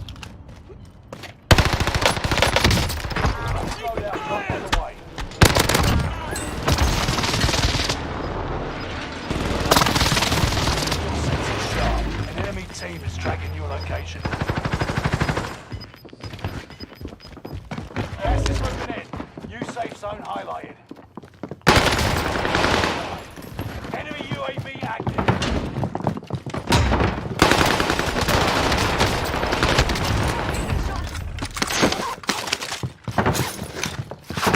I'm nice, I know.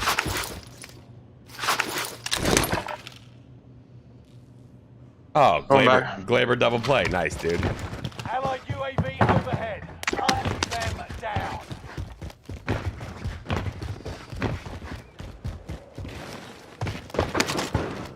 Bathrooms down here.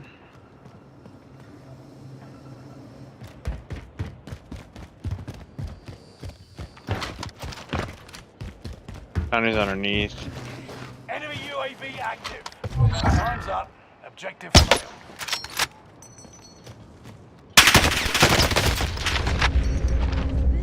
Enemy cluster strike.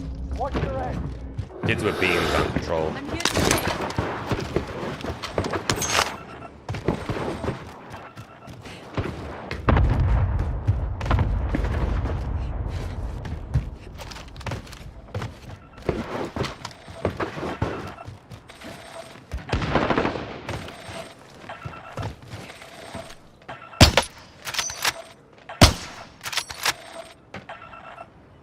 Don't see anybody on control. Enemy spotted.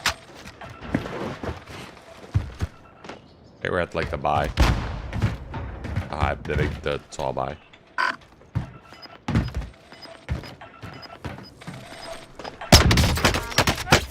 Taking shots.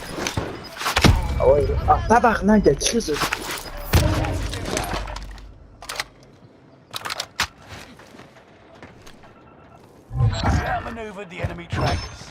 Clever sneaks. The guy in these huts. Enemy spotted. Forget He that. pushed.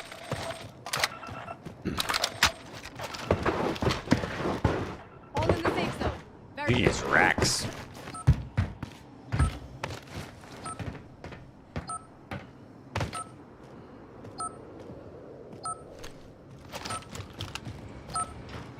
I don't know where it is. These two fucking kids that grabbed the bounty are not going fucking nowhere.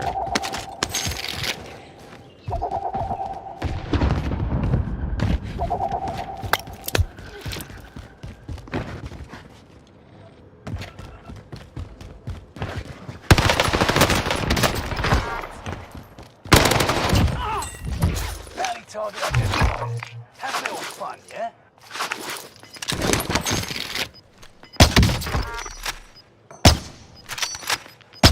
Ten remain. Keep fighting. Get to the new safe zone. Gas is closing in.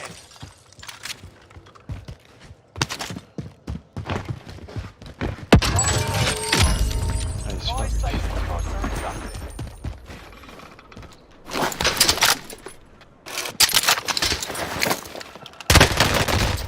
God.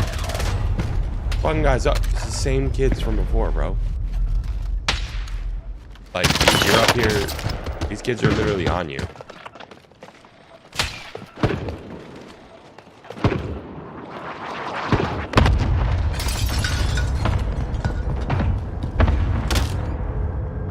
You ran away. Those kids are ass. Oh, I just want to get you back.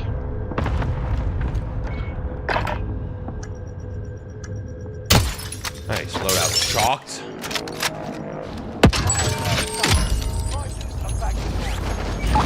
Here we go again.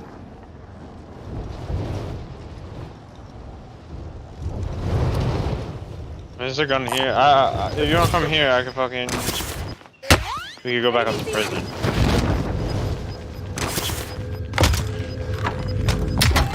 Gas is inbound.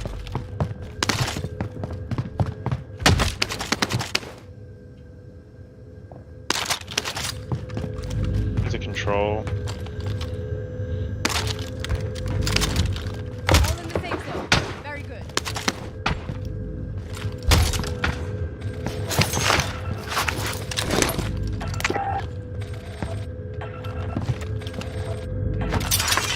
Going to prison.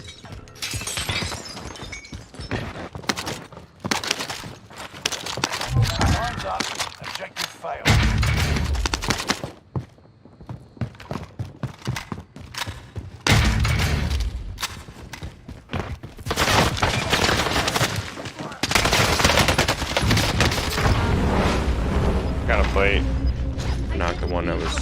across from us.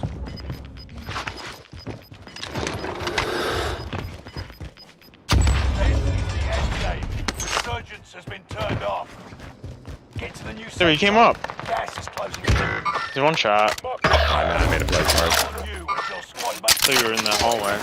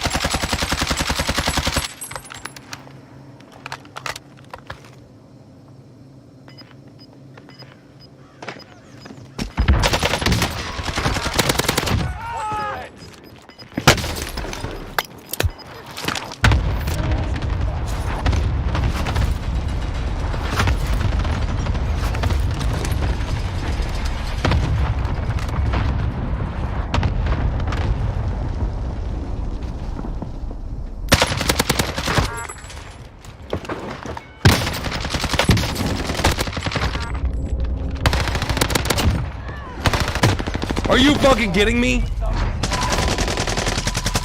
Only 10. There's no way I don't hit that kid while he's knocked, bro. No fucking way.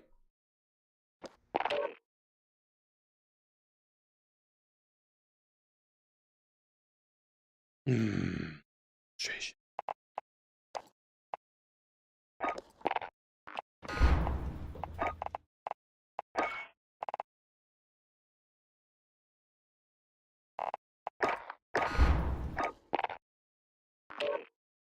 I definitely left you to die and I didn't say anything about it. I'm sorry.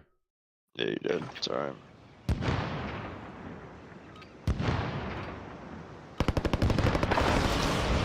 Practice what you can. You'll be entering the field in a minute.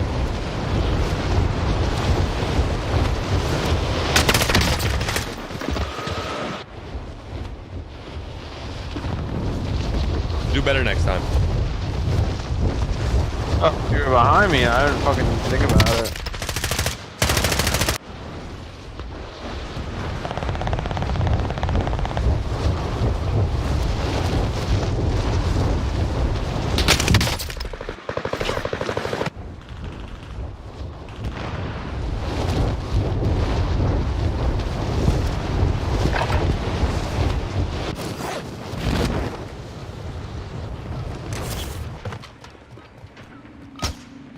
Enemy dropping into the AO. Preparation's done. Time to deploy to the war zone.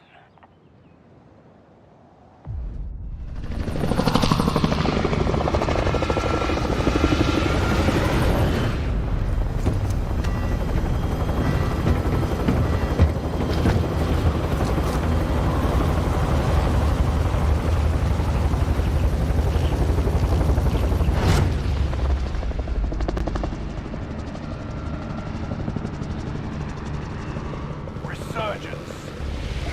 Gas is closing on your position. Suggest you start running. Survive to redeploy fallen teammates and earn points to return to command.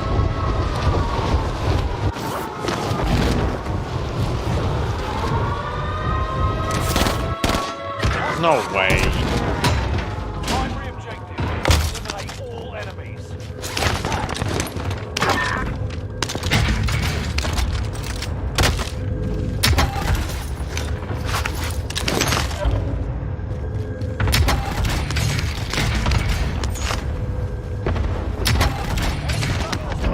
Watch your heads.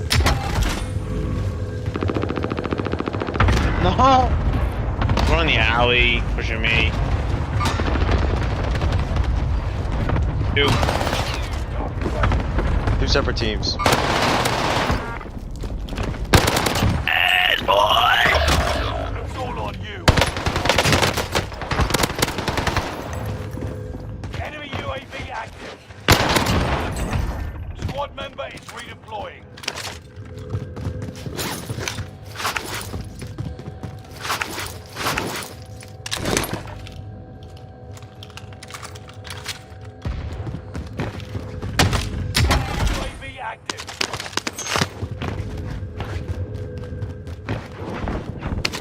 Dude, what? Yeah, one shot. I know. I don't know how he didn't die.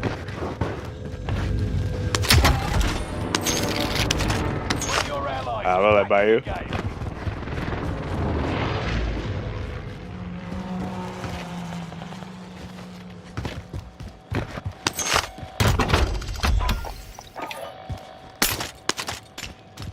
Friendly loadout drop on the way.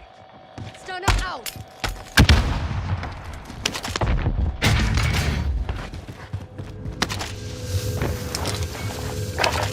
Got the wrong fucking loadout. Fuck. Enemy UAV active. Oh, I got one knocked up here. You fucking piece of shit. One standing, soldier.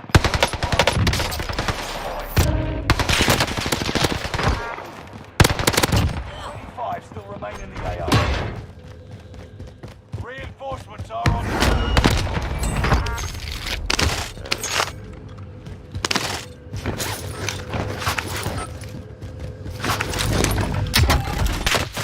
Enemy sees me. Where that's coming from? If I had to guess, probably All living in the quarters. safe zone. Very good. Yeah.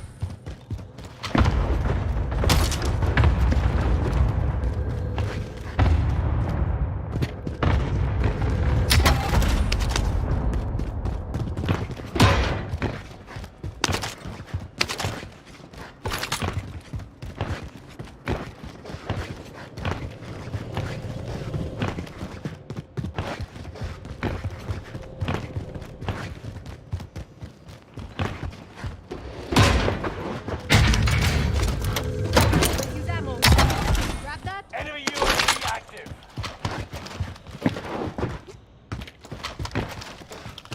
Loadout drop on the way.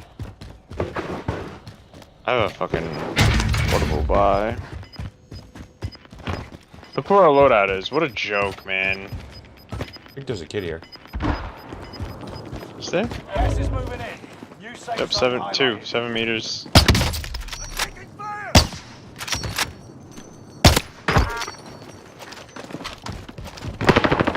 On me. Oh my god, bro. Mates redeploy.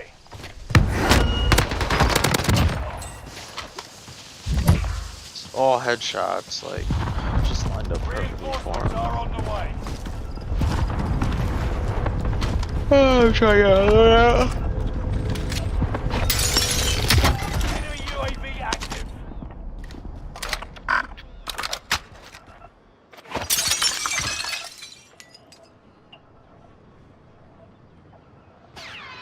Hostile dropping into the area.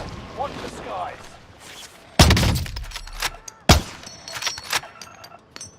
I'm in trouble, bro.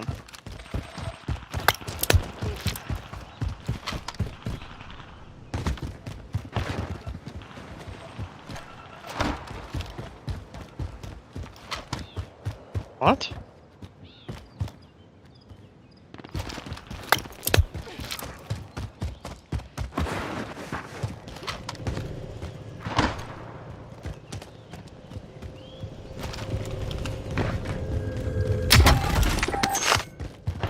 I have one knocked on top prison. You look over on me. Where are you? I don't have a sniper, but yeah. He flew back and I had him fucking hit. I think he's gonna be by the boat. He's over here, just got Lodi too. They just got loaded over here too.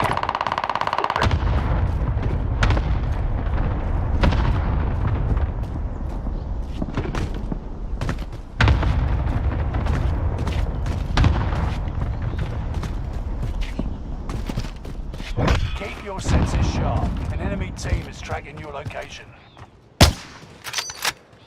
In the window. Enemy spotted.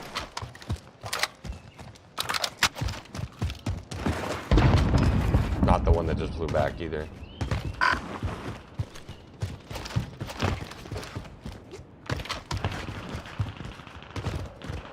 Dude, what the fuck?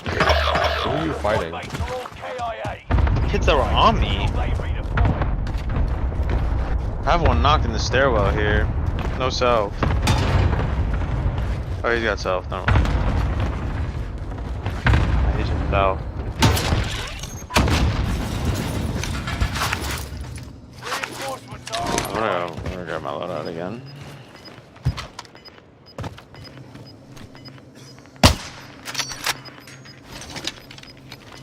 No, I'm not. Nope. Nope. New safe zone highlighted.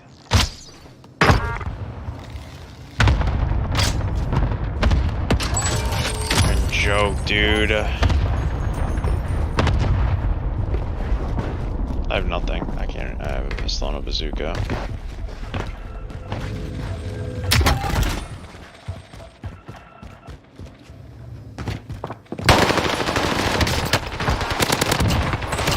He got her. Oh, fucking! I need help.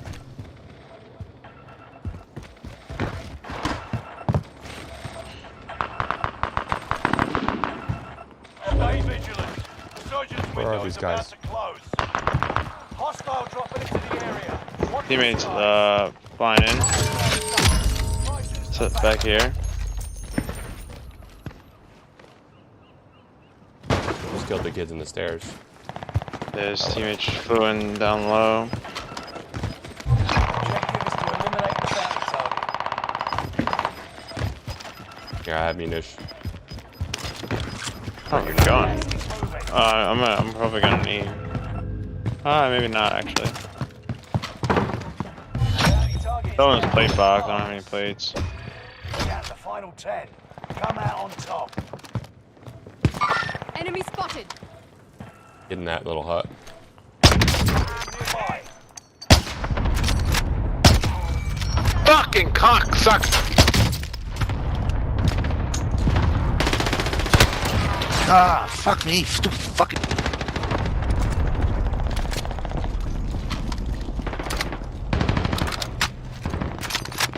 Oh, I didn't. Two kids Wait, rotating is that- in the bottom camp. Oh wait, yo, this guy can't hit me. Dude. Decoy. It hits you now? Yeah.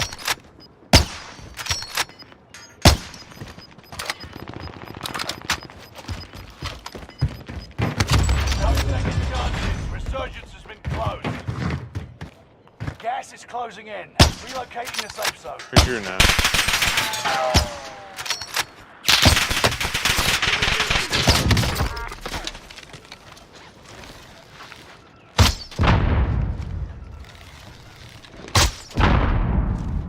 One in here.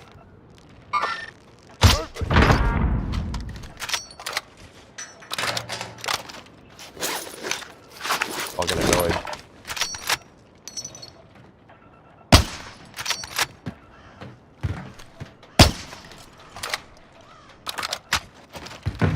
See someone?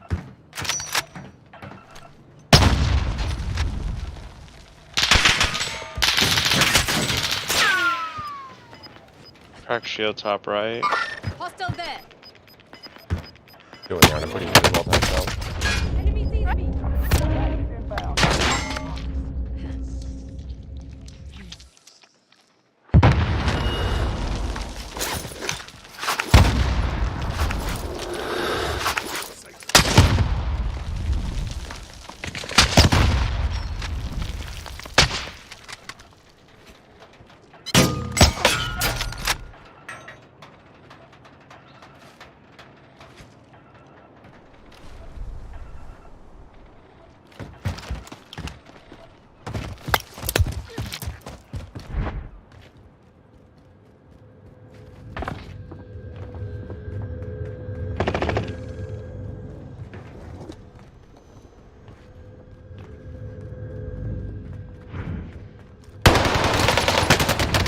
Taking shots.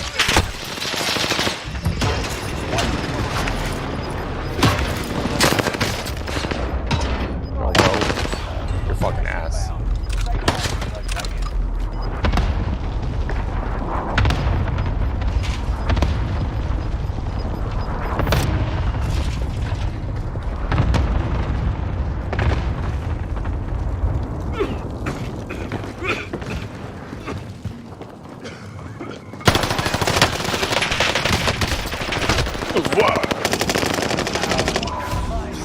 Are you fucking kidding me? That rotation fucking blows that we had to rotate in and then rotate out. Fuck out of here. Fucking so stupid, bro. I don't know. I was like locked onto that guy and then it just missed every shot. Like, Aim hacks went broken. I'm fucking frying tonight, huh? I wouldn't say frying, but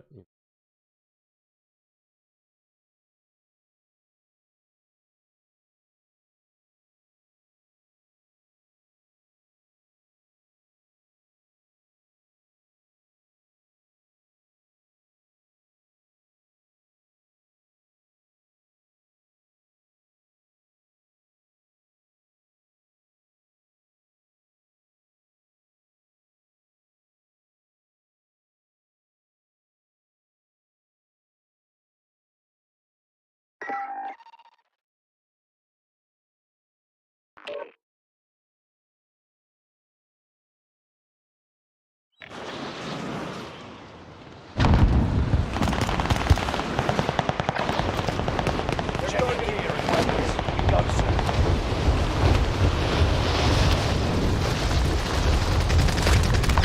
I'm not playing like lately. Like, you know that I'm playing like Nah, like 2-3 games. yeah, no, I'm with that. Okay, good. Gotta go in tomorrow. Done. Time to deploy to the war I took off zone. today. Actually, I was, as you can hear me, I wasn't feeling well. I was sick all weekend. Sorry to hear that. Dude, yesterday I felt like I got the fucking COVID shot again. That's how sick I felt. Really? Yeah. You got it again or you felt like No, just what it felt like. Maybe you got it again. No, but I tested and I was negative. So Sometimes it's delayed, bro. I haven't had the shot in months. Resurgence. No, maybe you got COVID. All right, soldier. Mark the drop point. I don't know. I mean- gas is closing in. Proceed to the safe zone. Took a test. Negative. Redeploy. Any point of reaction. Return them to combat. Hunt the enemy before they hunt you.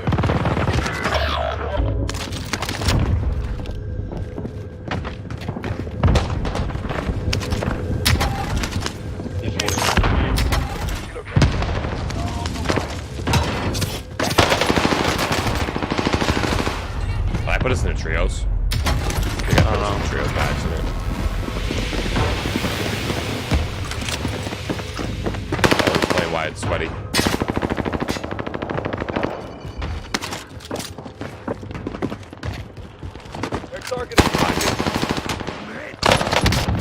Playing that guy. It was kind of an accident, I'm not gonna lie.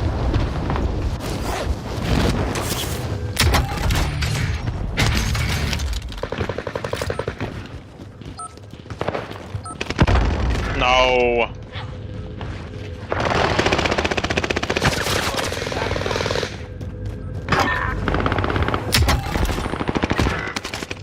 I got that, yeah. We are in trios. We have a teammate.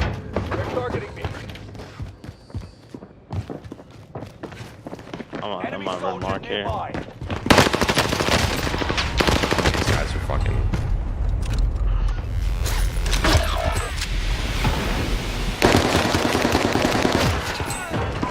Was better off that way. That was not the lobby.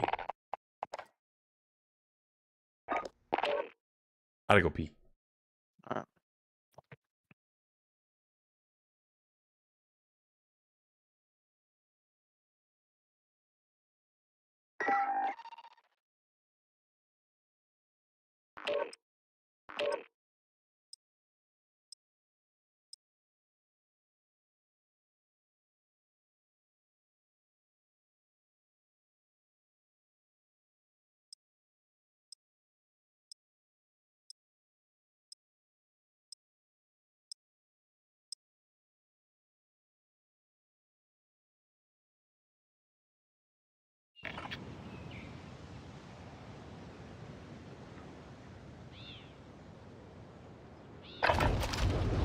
Use this time to train a bit. We'll be deploying soon.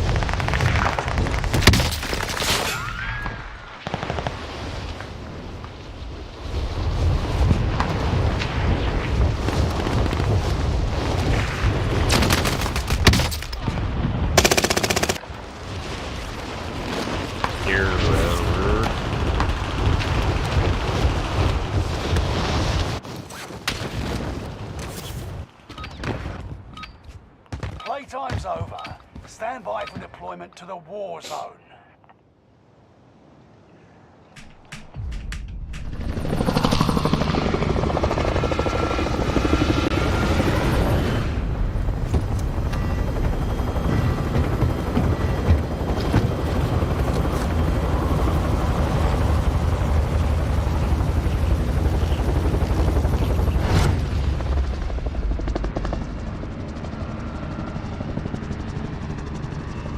Resurgence.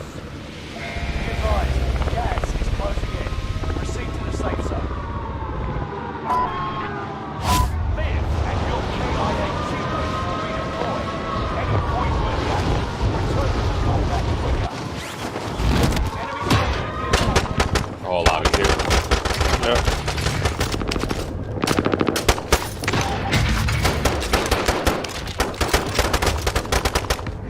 Enemy UAV active.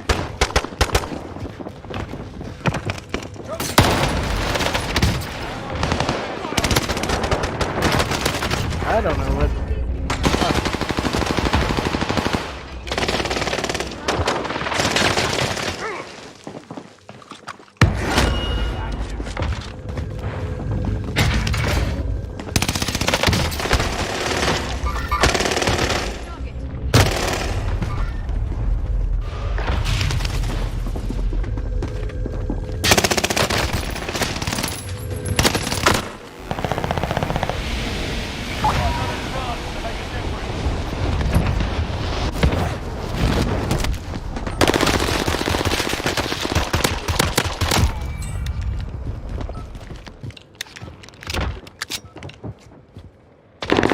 Oh no.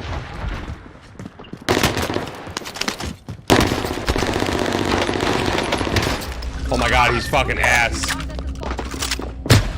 There's two. I broke his fucking monitor so bad.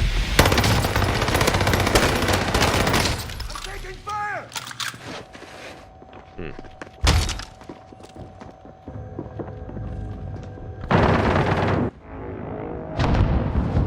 Returning you to the front lines. Go get them. Dude, what?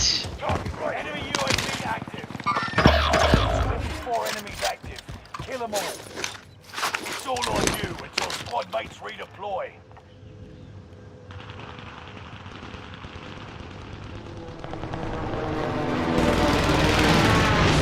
Reinforcements are on the way. Enemy UAV active.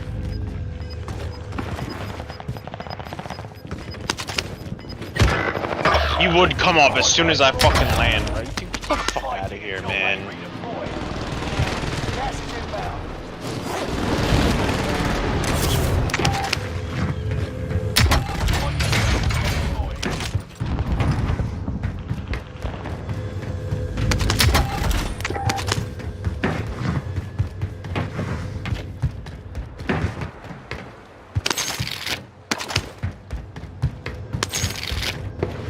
UAV active.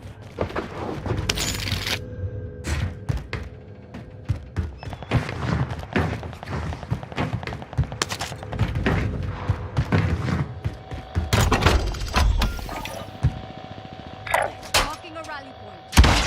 Loadout drop inbound. Trouble, bro.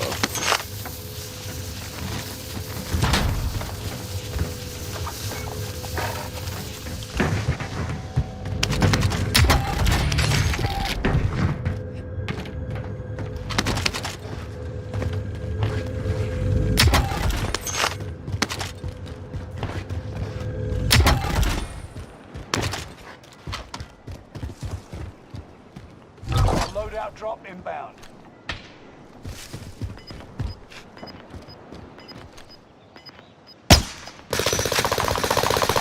Dude, they're on the roof. Last one standing, soldier. That one fell down. Others redeploy. New safe zone highlighted.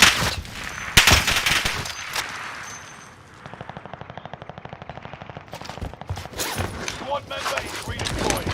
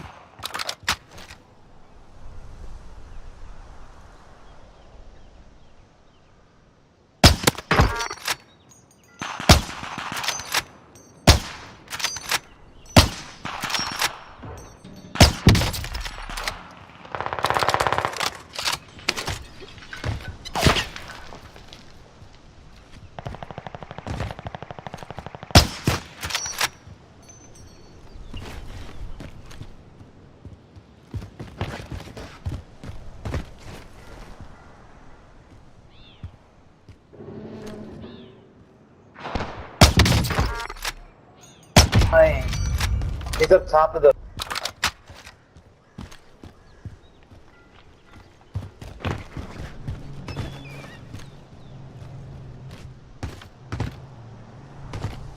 Bounty target has been marked. End them.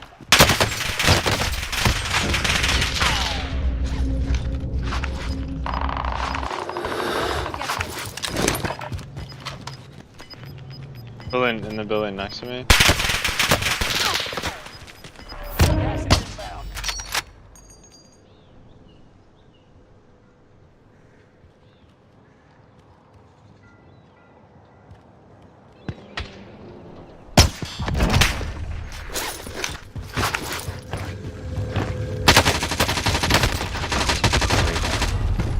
I hear them at the last second.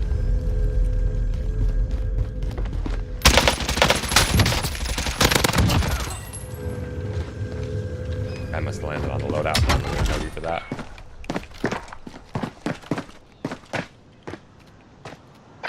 The guy on my body. 10 To the right of the left. Yeah, Keep I the was pressure looking. on. Aren't done yet. Right here. Hostile there. Yeah.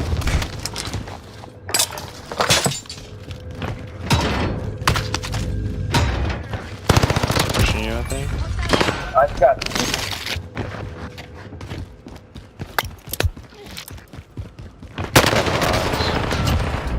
Yeah, I got shit on. Pretty good shot. Son.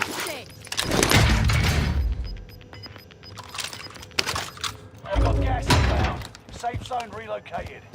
The one to my right. Dude. Buy station cost adjusted. That's the wrong fucking loadout. An enemy team is Okay. hunting you. Don't become prey.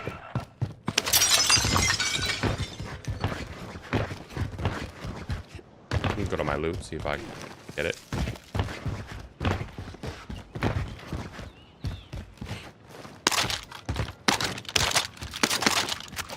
Enemy UAV active.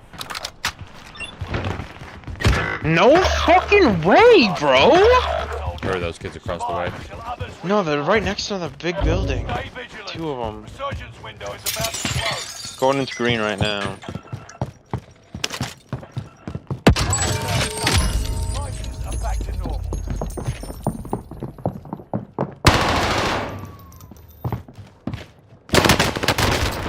Fucking shots and then I can't hop out the fucking window. Come on. Further next time. I got one more. Yep.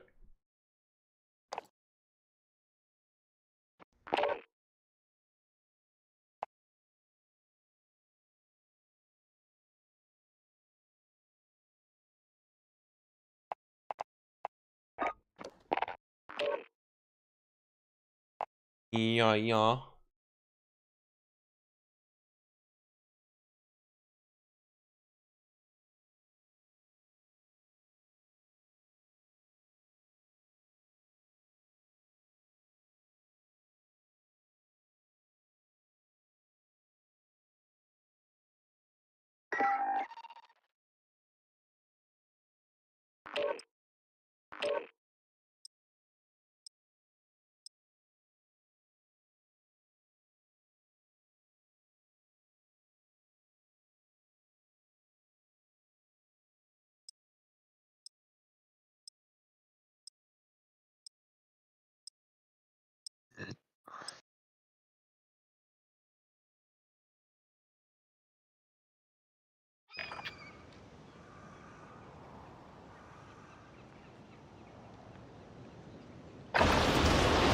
Check your gear and weapons.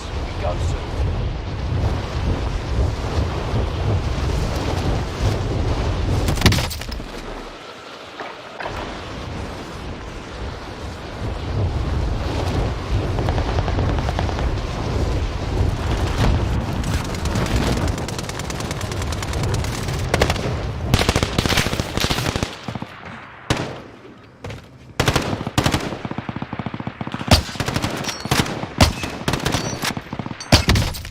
I'm here. It's all right now.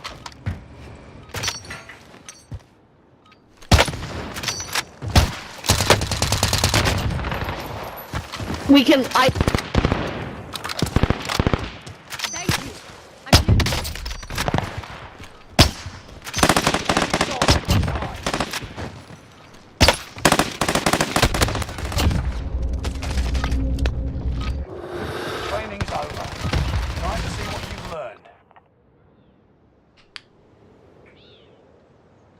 I'm dropping 20. All right.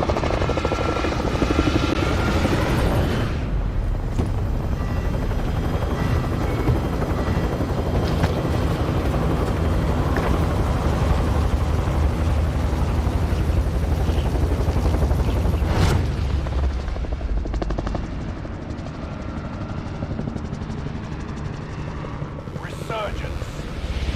Back to the safe zone. You've got gas closing in fast. Survive to redeploy fallen teammates and earn points for return to departure. Enemy dropping into the air. Target down. Take them out.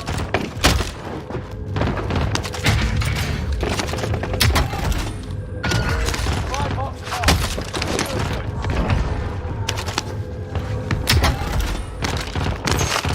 No. Hostile. If you go down now, the operation is over. Watch your six.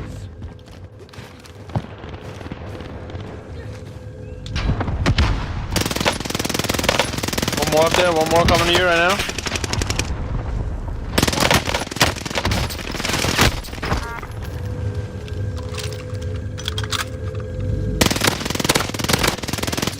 I'm here to One up here? Yeah, bro. I couldn't knock them both. I have 2 fucking I people. thought I didn't know there was one right here. That doesn't count. So you got one. I was just coming to clean up.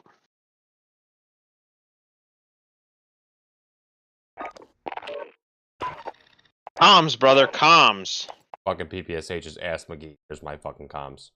You're no comm. You're no comm Johnny over here.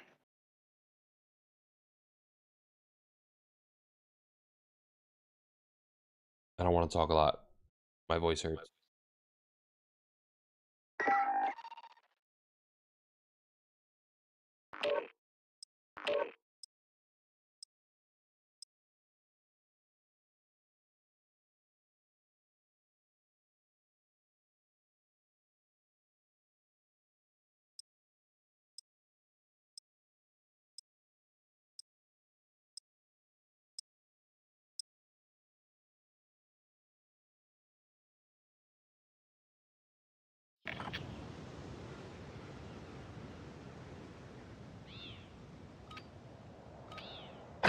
Enemy dropping into the AO.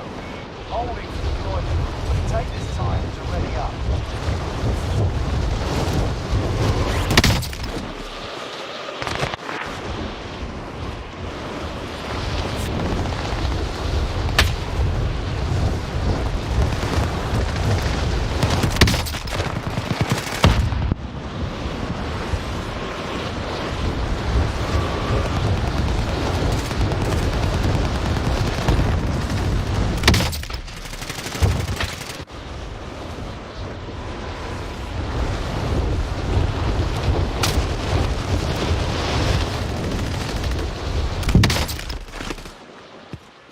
Hostile dropping into the area. Watch the skies. Training's over. Time to see what you've learned.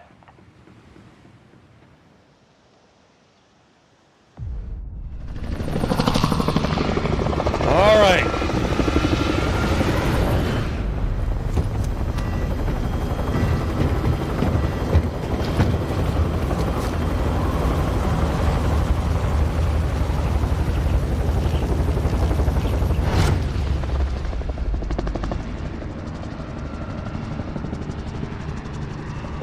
Resurgence. Back to the safe zone. Gas closing in fast. Fallen allies will redeploy as long as you remain alive. Earn points to bring them back to faster. Kill targets. Go.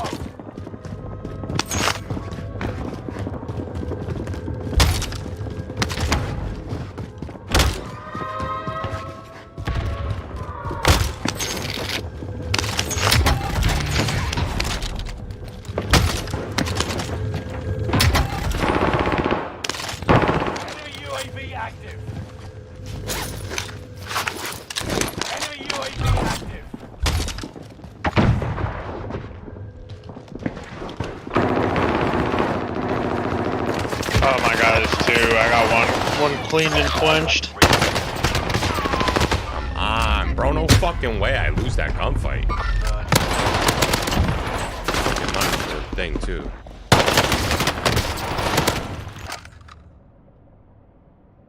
Bro, that If I- fucking... What? If I die off rip this game, I'm going to bed. Alright. That fucking Volkswagen bullshit, dog whatever that shit. fucking gun, doesn't even fucking hit, bro. I unloaded half a clip.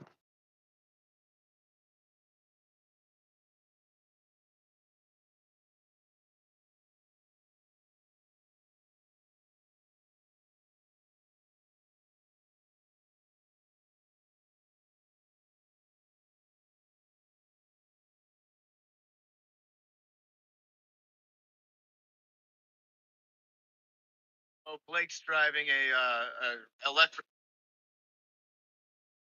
car. Well, so the plan was to buy a Tesla so that I could quit dipping, because then I wouldn't have to go to the gas station. So now I just go to the gas station. If I dip. That's a very like. I actually thought you were joking when you first thought it. I thought it was. Practice while you can. We'll be entering the field in a bit.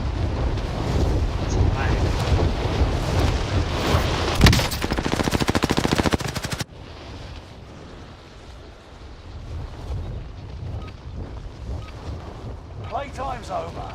Stand by for deployment to the war zone.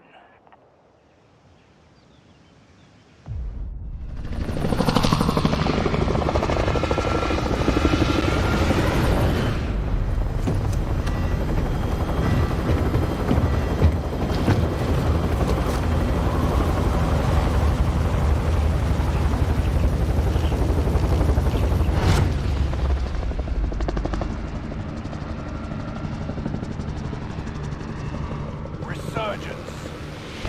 Gas is closing on your position. Suggest you start running. Survive. Redeploy fallen teammates. And earn points to return to home. Hostile dropping in. Hunt the enemies before they hunt you.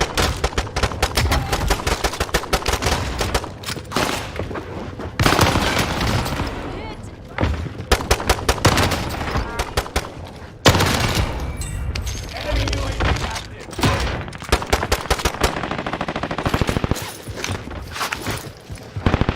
Enemy precision airstrike.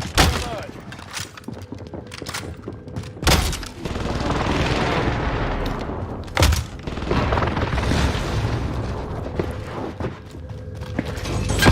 Hostile dropping into the area. Watch the skies.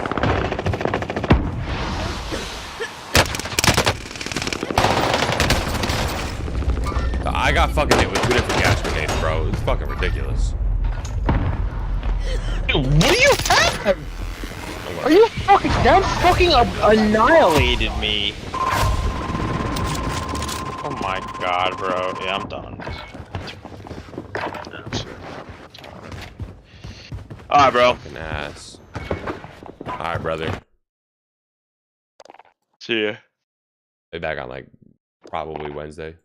Yeah, you don't play Tuesdays, right? Yeah, I'm working from home. I'm going in tomorrow. I'm working from home the rest of the week, so Heard that? I'll be on.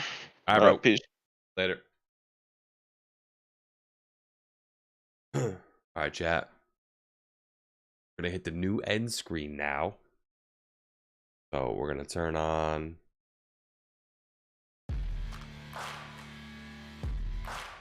My whole life I just wanted someone who would notice me. Love you guys. My whole life I And tomorrow will be another day. We'll be back on the stream probably Wednesday. Maybe. Most likely. Hopefully I'm feeling better. Wasn't for the podcast, I probably wouldn't have streamed tonight. So keep me in your thoughts and prayers. Hopefully I get better. Love you guys. Peace.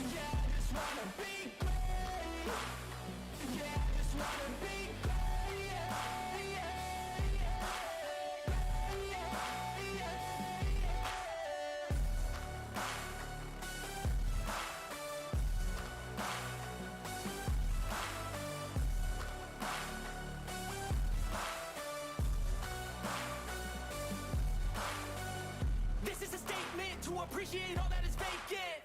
It's just for the taking. If you make up your mind, you can take it. I'm never complacent. I would work in a mansion or basement, yeah. There's no replacement for persistence, it's a patience, yeah. In this life, I wanna be soaring, to feel sun inside when it's pouring, and I'll fight till anxiety is foreign. I'm so sick of my mind's extortion. My whole life I just wanted someone